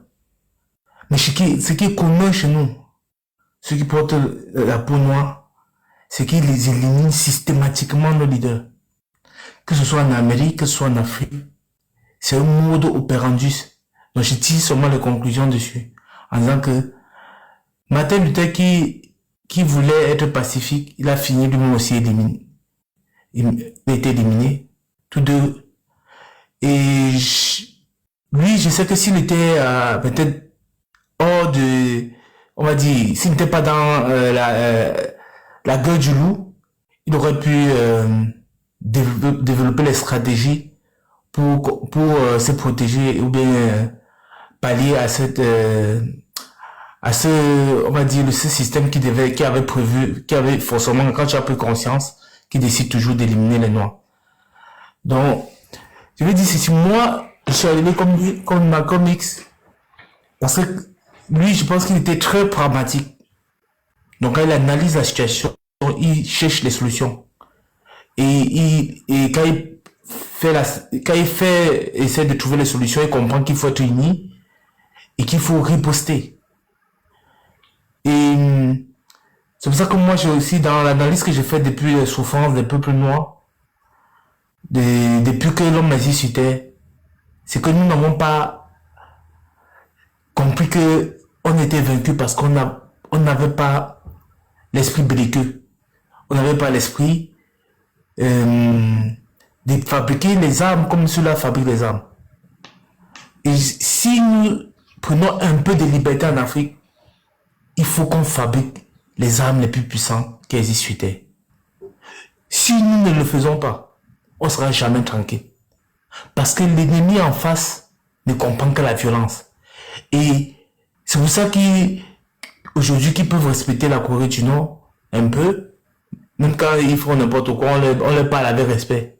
Et c'est pour ça qu'ils veulent à tout prix empêcher l'Iran de posséder cette arme-là. Les armes de destruction, qu'ils appellent des armes stratégiques. Parce que l'histoire nous apprend que depuis que on a commencé à envahir le nord de l'Afrique pour nous faire partie de ces zones-là et d'appliquer ce qu'ils appellent le grand remplacement, parce que le grand remplacement, ils l'ont fait. Et donc, il n'y a que celui qui a fait le grand remplacement qui peut avoir peur du grand remplacement. Donc, et quand vous voyez, même quand l'Afrique du Sud a été rétrocédé le pouvoir aux Noirs, il a fallu démanteler l'arsenal militaire nucléaire parce qu'ils savaient que ça pouvait être un moyen de protéger quelques pays africains ou bien de se libérer. Donc ce n'est pas pour rien que ces gens mettent tous les embargos sur les armes chez nous et finissent par nous prendre, je sais pas, on fait la guerre, ils arment nos ennemis pour nous vaincre sur place. Donc, moi je tire la conclusion et je suis d'accord avec Malcolm X. Il faut être rigoureux et il ne faut jamais tendre la main comme le faisaient nos ancêtres. Non, si nous tendons la main, nous serons tous les esclaves des gens.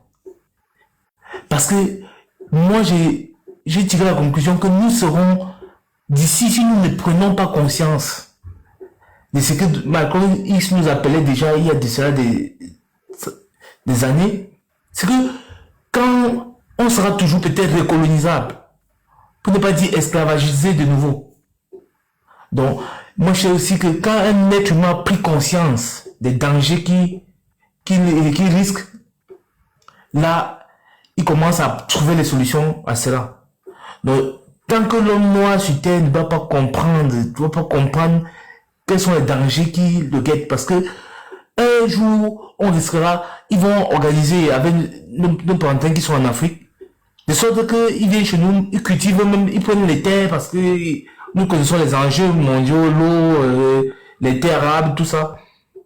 De sorte que nous mourrons de faim chez nous, ils cultivent, ils exportent tout, ils disent non, vous avez les dettes, on a pris. Donc, on doit prendre conscience de ça. Et je dis, on doit fabriquer les armes les plus puissantes parce que l'homme qui ne sécurise pas, ne sanctuarise pas son territoire, parce que c'est d'abord, c'est pour ça que je dis, le développement économique est important, mais la puissance militaire est primordiale, c'est la première des choses. Parce qu'un pays comme le Congo ne peut pas vivre sur l'or, sur des minéraux stratégiques qui ont des valeurs inestimables et ne pas développer une industrie militaire, de fabrication d'armes. C'est une erreur. Et c'est pour ça qu'ils nous entretiennent en nous mettant des pantins, des noirs qui n'ont rien dans la tête, à la tête de nos États. Comme celui qu'on a déporté des Belgiques pour mettre au Congo. Donc nous devons prendre conscience de ça. Parce que c'est ça l'erreur que nos ancêtres avaient commis, de ne pas fabriquer toujours les armes. Parce que celui qui est en face, il ne domine pas ça. Donc on doit comprendre cela et on doit se préparer à fabriquer les armes. Parce que si nous on met Si on met 1000 jeunes noirs dans un grand centre, on leur donne tout ce qu'il faut, on dit on veut les armes, on veut ceci, ils vont le fabriquer, ils vont le faire. Parce que les développements des armes, que je vois que ce soit en Occident, que ce soit en Amérique, c'est des start-up, c'est des sociétés privées. Parfois, que ce soit en Russie, l'État donne des moyens à un privé et ils font la recherche, innovation, ils fabriquent les armes. On ne va pas toujours importer les armes. Parce qu'il suffit que tu importes les armes, le jour qu'il t'attaque, il me dit que tu es sur embargo, on bloque tout, et tu vas faire la guerre avec les cailloux. Donc, il faut qu'on prenne conscience de ça. Première chose, l'industrie militaire pour sécuriser l'Afrique. Et dès qu'on sera sécurisé, on pourra défendre nos frères, où qu'ils soient sur terre, en disant que vous avez touché telle personne et vous aurez les sanctions.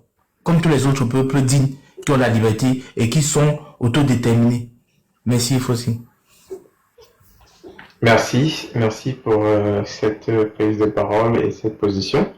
Donc j'ai gardé la petite surprise, la petite cerise sur le gâteau pour la fin.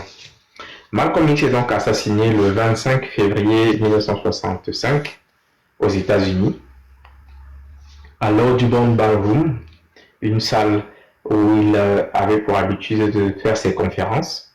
Mais après le 21 février, il est assassiné.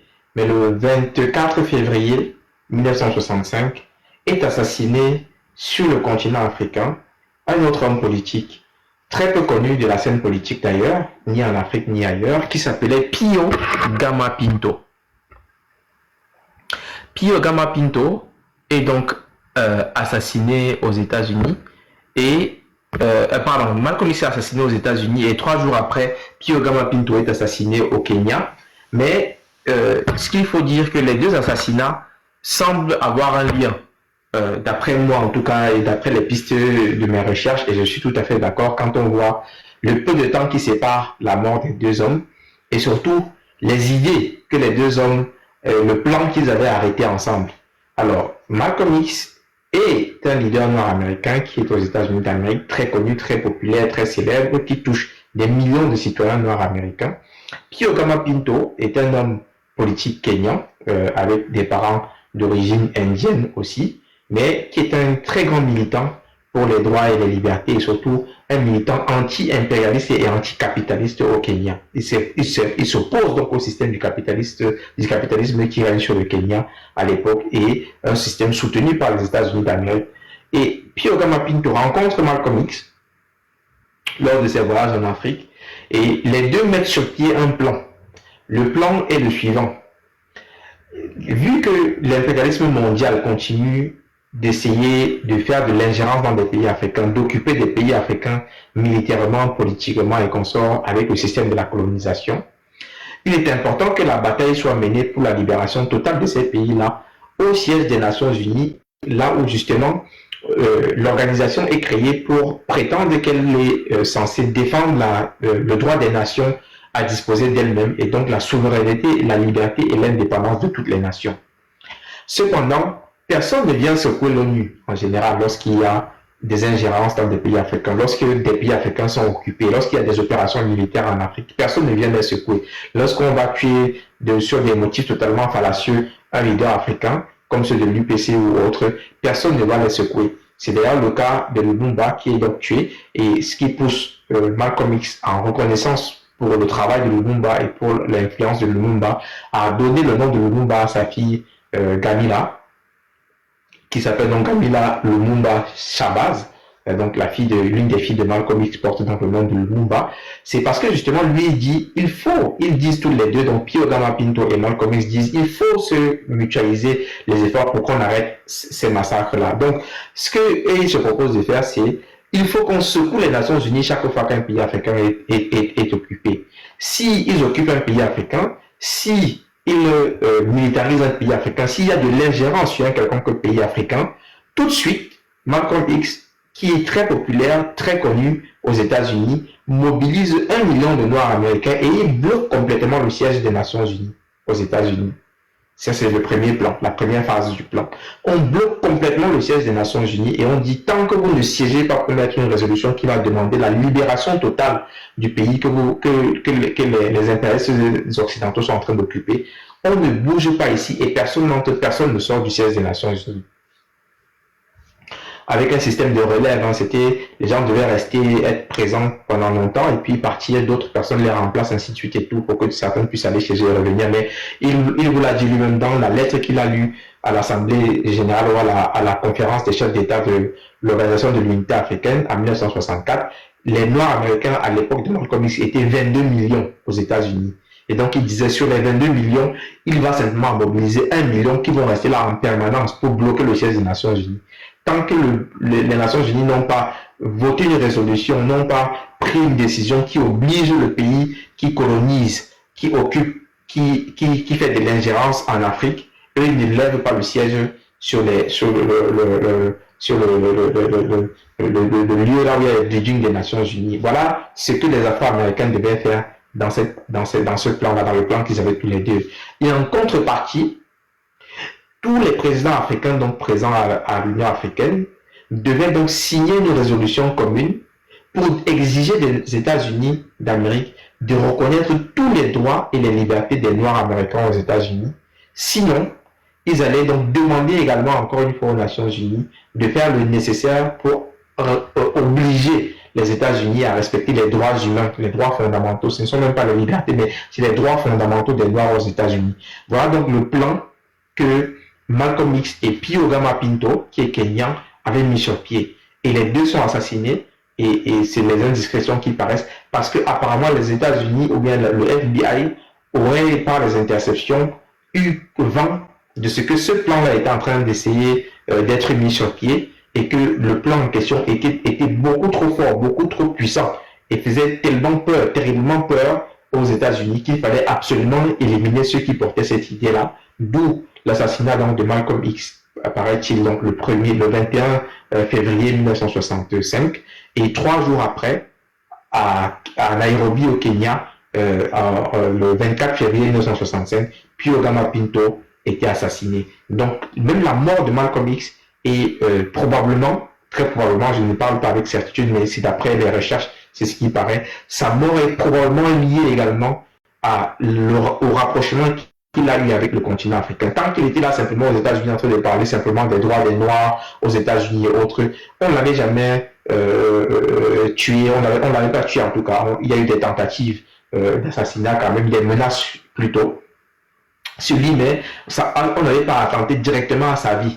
Par contre, dès qu'il a mis sur pied un plan qui aurait pu permettre de faire en sorte que les pays africains soient libres et en même temps que les États-Unis doivent respecter les droits des Noirs américains, l'impérialisme a dit celui-ci devient trop dangereux, il commence à avoir des idées beaucoup trop bonnes, beaucoup trop puissantes, beaucoup trop grandes pour un noir, il faut absolument l'éliminer à ce moment-ci. Et donc, d'après même des documents d'archives, John Edgar Hoover, qui serait le directeur, donc qui était le directeur du FBI à l'époque de Malcolm X, aurait dit explicitement, dans d'autres mots, en tout cas pas explicitement, mais dans d'autres mots, qu'il voulait la tête de Malcolm X. Mais la raison principale qui semble donc être évoquée, c'est la raison que je viens de vous donner. Il y avait un plan donc pour mettre ensemble les efforts des Noirs américains, de 22 millions de Noirs américains aux États-Unis, avec les efforts de toutes les nations africaines qui étaient déjà indépendantes et qui siégeaient donc aux Nations Unies, qui pourraient donc introduire des résolutions aux Nations Unies pour s'assurer que les luttes mutuelles des Noirs américains comme les luttes du continent africain auraient pu trouver des solutions grâce à une mobilisation forte des deux côtés. Et je suis convaincu que c'est certainement un plan qui aurait fonctionné, qui aurait eu de très bons résultats, raison pour laquelle ils ont été éliminés. Comme le disait DGSC, la particularité de tous les leaders du monde noir, c'est que tous sont éliminés en général. Et la raison pour laquelle dans Redemption Song, Bob Marley chante et à un moment il dit How long shall they kill our prophet while we stay aside and look? C'est-à-dire, combien de temps vont-ils encore tuer nos leaders, nos prophètes, nos messies, pendant que nous restons à côté à regarder? C'était donc une invitation à agir et à comprendre que c'est à l'Afrique et au monde noir de protéger ses leaders. Ne restons plus passifs à côté pour regarder. Et c'est pourquoi je termine donc en disant que les leaders, par exemple, africains de l'AES, aujourd'hui doivent être soutenus. Tout n'est pas parfait, certainement, mais ils doivent être soutenus et protégés par les peuples et toutes les nations africaines qui sont éprises de liberté, de souveraineté et d'indépendance. Et de la même manière, tout autre leader qui apporte une opportunité de changement, c'est le cas au Cameroun avec le professeur Moïse Kamto, doit être soutenu, protégé, aidé, accompagné. On doit lui donner les moyens d'atteindre les objectifs, parce que ce n'est qu'ainsi qu'on aura la possibilité de libérer notre continent de toutes les chaînes et toute la race par ricochet aussi, de toutes les chaînes qui entravent donc les libertés de l'homme noir à la surface de la terre. Rappelez-vous les propos donc de Marcus Garvey qui disait: l'avenir de l'homme noir hors de l'Afrique s'épelle, ruine et désastre. Si on veut éviter cela, il est important que sur la base de ce que Malcolm X a laissé comme héritage, à savoir par tous les moyens nécessaires, avec toutes les armes, la lutte économique, la lutte politique et autres, la lutte diplomatique, on doit pouvoir se mettre tous en branle pour barrer la route à l'impérialisme, pour barrer la route au capitalisme, mais pour barrer la route surtout à tous leurs suppôts qui sont des traîtres locaux, habillés ou déguisés en président ou en dirigeant, mais qui travaillent pour le compte de l'Occident d'une manière générale. Il y a notre Inspire qui est monté, notre inspirante. Si vous êtes là, on vous laisse un tout dernier mot avant de clore le live. On avait prévu de clore à minuit. Notre inspirante, une fois, deux fois, elle n'est pas là, trois fois notre inspirante, elle n'est pas là. Et j'aimerais rajouter ceci. Ceux qui font le procès que ce soit Malcolm X, que ce soit le pasteur Martin Luther King, sur le fait qu'ils soient des religieux ou bien qu'ils aient pris des religions, que ce soit l'islam ou bien le protestantisme. Vous savez, quand on disait, il y a un proverbe qui dit chez nous que quand tu te noies, même si c'est le serpent, tu t'accroches sur lui pour essayer de sortir, d'émerger des eaux. Donc, c'est juste un moyen, parce qu'un enfant qui est né on peut pas reprocher un enfant qui est né en Inde de parler la langue locale. On peut pas empêcher quelqu'un qui est né, c'est comme si on accouche un enfant aujourd'hui, on la voit vivre avec des loups, forcément il va faire des mêmes signes que les loups, même s'il était un être humain, parce qu'il ne saura pas le langage des humains, parce qu'il n'a pas vécu avec les humains. Donc l'être humain se forge par l'environnement, par son éducation.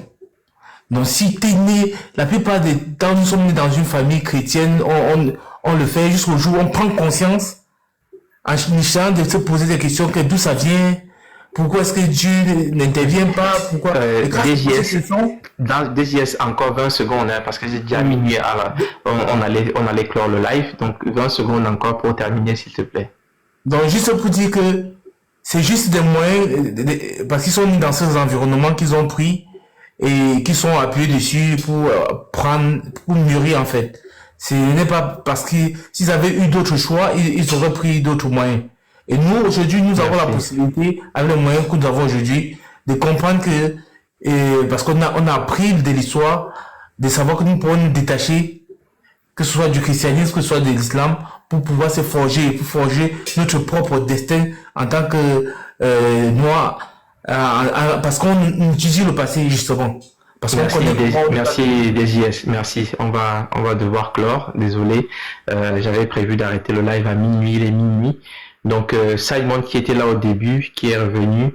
Donc si tu as un mot rapide en 30 secondes, et puis on va fermer le live. En fait, c'est plus une question.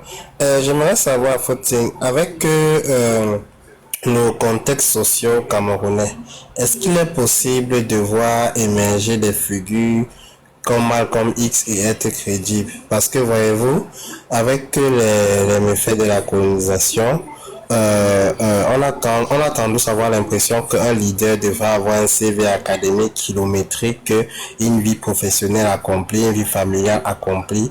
Est-ce que crois-tu selon notre contexte camerounais particulièrement, on peut voir des figures comme Malcolm X et qu'ils soient crédibles aux yeux de la société? Mais la réponse est certainement oui, pour la simple raison que ce n'est pas des situations qui seront nouvelles dans le contexte camerounais. Il faut rappeler que des jeunes comme les Martin Singap, notamment qui ont fait partie de l'ALN Kalamé, de Libération Nationale du Cameroun, mais c'était des jeunes qui avaient à peine la vingtaine. Les Raphaël Foting, les Gabriel Tabedi Wambe le courant, qui meurent avec Ernest Wandier, qui étaient ses acolytes, ou bien qui étaient plutôt ses élèves, si on veut, ses camarades de lutte. Ils sont très jeunes et ils n'ont pas le parcours des autres. À l'époque encore, il faut le signaler, les gens qui étaient très souvent diplômés étaient diplômés du primaire. C'est parfois, il y avait certaines écoles primaires avancées, mais qui étaient réservées aux enfants noirs, mais on ne pouvait pas aller plus loin que ça. Un certain nombre d'entre eux n'avaient même pas forcément été scolarisés. Donc on a déjà eu des figures qui sont nées dans le contexte camerounais, des revendications, qui ont mené les batailles, qui ont été reconnues sans avoir forcément un pédigré très élevé d'un point de vue de l'éducation ou des systèmes éducatifs et des diplômes. Ça montre très bien qu'il est possible pour toute nation de susciter des héros, de personnes qui n'ont peut-être pas un parcours académique super élevé, mais qui ont des idées, qui ont la volonté de se battre pour la lutte et pour la libération de leur peuple, pour les droits des peuples et des citoyens. Et le Cameroun ne manque pas de figures à cet égard-là dans son passé. Il n'y a aucune raison que dans son futur, de telles figures n'apparaissent pas. Cependant, les temps ont changé. Les choses ont évolué, les besoins des Camerounais sont différents aujourd'hui. Même si vous avez un révolutionnaire qui peut-être n'a pas été loin dans la manière d'apprendre et consorts, tout dépend de ce qu'il a comme idée. Est-ce que ce qu'il propose est innovant? Est-ce que ce qu'il propose permet de relever les défis internes auxquels nous sommes confrontés, mais aussi les défis externes du monde de l'impérialisme dans lequel nous sommes aujourd'hui, de la géopolitique, des dominations et consorts, comme on le voit avec les institutions internationales, le FMI, la Banque mondiale, l'ONU, les résolutions qui donnent la possibilité à l'Occident de mener des opérations militaires partout sur notre continent quand ils le veulent. Regardez ce qui s'est passé avec Kadhafi, regardez ce qui s'est passé avec Laurent Gbagbo. Donc, il faut que la personne ait aussi la capacité de comprendre ça, parce que la lutte a évolué. Avant, la lutte était l'occupation physique. Quand l'occupation est physique, c'est beaucoup plus facile de se rendre compte des difficultés du terrain et de se battre pour se libérer, parce que là, les travaux forcés, vous les voyez. Vous voyez l'armée coloniale, chaque jour, vous voyez les soldats français. Vous les voyez venir prendre la taxe, les impôts chez vous. Vous les voyez faire les travaux, obliger vos parents à faire les travaux forcés pour construire des chemins de fer et consorts. Donc vous voyez la souffrance devant vos yeux et c'est plus facile pour vous de vous révolter. Par contre, dans un système où les méthodes ont évolué, où on a totalement déguisé les manières de vous dominer, il peut ne pas être facile pour un citoyen lambda de se rendre compte de toutes les difficultés en question, donc de ce quotidien de domination, d'exploitation et d'expropriation là, alors qu'il est bien présent. D'où la conclusion qui est la mienne que peut-être dans la phase actuelle, il serait toujours beaucoup plus intéressant pour nous d'avoir quelqu'un qui comprenne ces enjeux-là, donc quelqu'un qui est beaucoup plus éclairé qu'un autodidacte, qui comprenne ces enjeux-là, qui est allé dans le fond des questions. Pas qu'un autodidacte ne puisse pas, il peut aussi, mais ce ne sera pas souvent le cas, peut-être parce qu'il n'aura pas suffisamment lu, parce qu'il ne sera pas suffisamment documenté, il n'aura pas suffisamment recherché, il n'aura pas suffisamment eu les ressources. Donc pour comprendre comment le système fonctionne d'une manière globale et pour savoir comment aussi est-ce qu'on peut le combattre, d'où je dis, on peut toujours avoir des leaders spontanés qui n'ont peut-être pas fait de grandes études comme Malcolm X au Cameroun. Ça a déjà été le cas avec un certain nombre de leaders de l'UPC, pas tous, parce qu'il faut rappeler que dans l'UPC, il y avait des médecins. C'est le cas des Moumiers, par exemple, et consorts. Il y avait des grands économistes comme Castor Sendiafana, premier diplômé de l'université française en économie. Et puis, vous aviez pas mal d'autres personnes. Ernest Wandier, c'était des instituteurs. Même si c'était des formations, on devenait instituteur après des études primaires, sanctionnées par des études primaires un peu plus avancées. Mais c'était quand même des gens qui avaient un petit peu étudié. Il y avait d'autres personnes qui étaient des citoyens lambda. Quand vous écoutez le chef Chokodjou, par exemple, qui faisait partie de ceux qui se battaient, il n'est pas forcément à la agricole, mais ils comprenaient les enjeux de la libération. Donc, il y a eu des gens qui n'ont pas forcément fait de grandes études, mais qui ont été de grands combattants et de grands héros pour la lutte de libération de notre nation. Il est tout à fait possible qu'on en ait encore, mais à mon sens, dans la phase actuelle de la lutte des peuples noirs, il est peut-être plus efficace pour nous d'avoir des personnes qui sont plus avancées dans la compréhension des enjeux, qui sont plus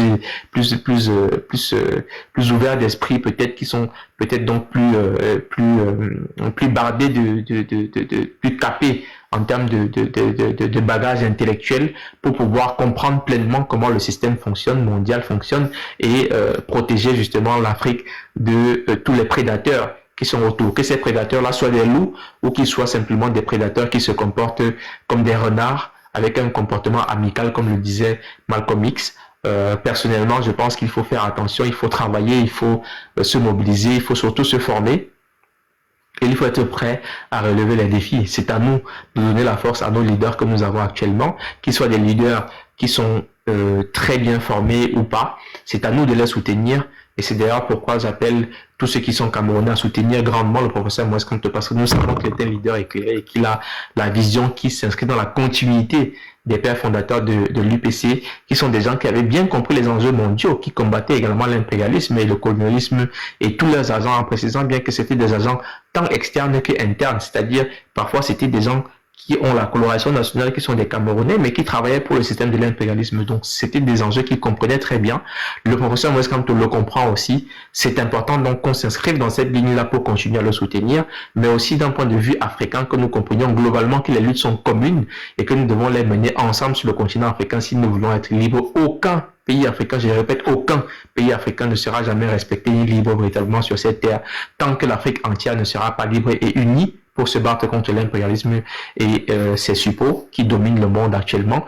Et à l'inverse, aucun noir non plus sur et en dehors du continent africain ne sera libre véritablement et protégé tant que le continent africain sera faible et affaibli par l'impérialisme. Donc les luttes sont mutuelles, d'où l'interpellation de la jeunesse afro, qu'elle s'intéresse aux luttes de l'Afrique et du continent africain et que vice-versa, l'Afrique le leur rendra en étant puissante, libre et développée d'un point de vue militaire, économique et autres. Elle pourra protéger tous les enfants d'Afrique et les Noirs à travers le monde parce que le seul fait qu'elle réclamera à chaque fois qu'un Noir sera inquiété quelque part obligera toutes les nations à respecter les Noirs. Il faut regarder simplement la position des Asiatiques hier.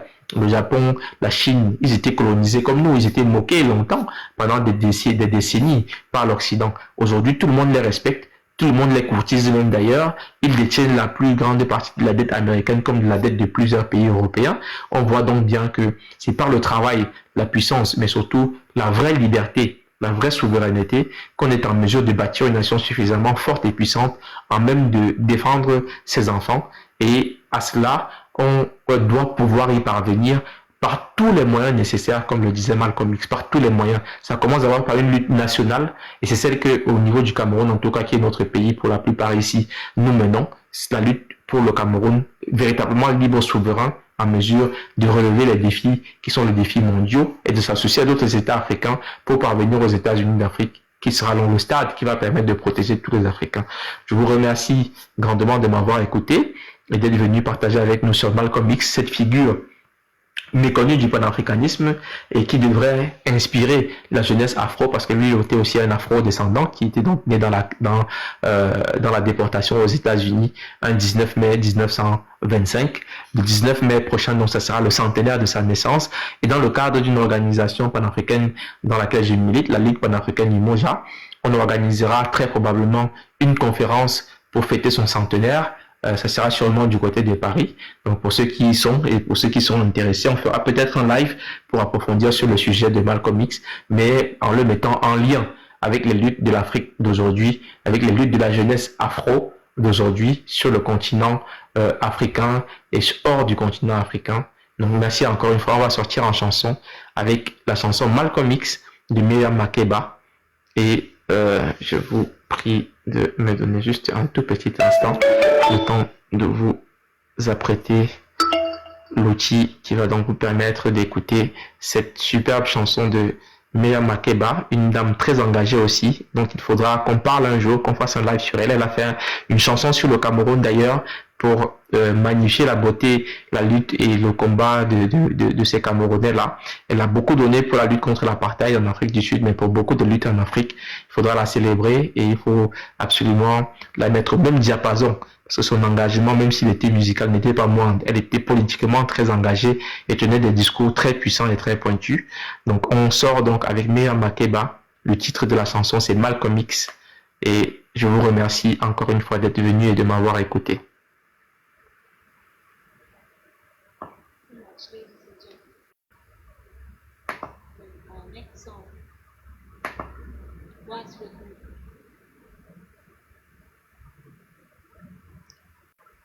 For us by my little girl, who's not. Ah, pardon, un tout petit problème que je vais résoudre immédiatement. Thank you very much, ladies and gentlemen. Next song. Qu'est-ce que ça veut dire ça? Je mets la chanson, mais elle s'arrête automatiquement. Je ne sais pas pourquoi. Étrange. Next song was written for us by my little girl, who's not so little. Alors, pardonnez-moi, je vais essayer de l'ouvrir dans un autre onglet pour voir si ça vous permet de sortir en chanson avec donc Myriam Makeba et le titre Malcolm X.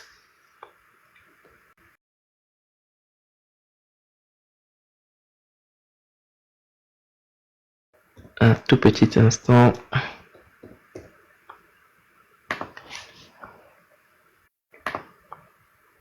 Thank you very much, ladies. C'est étrange, ça continue à persister comme problème. Je vais donc utiliser Internet Explorer pour voir si on parvient à avoir un résultat différent. Les Allemands ont trouvé un moyen d'augmenter la pression de l'eau.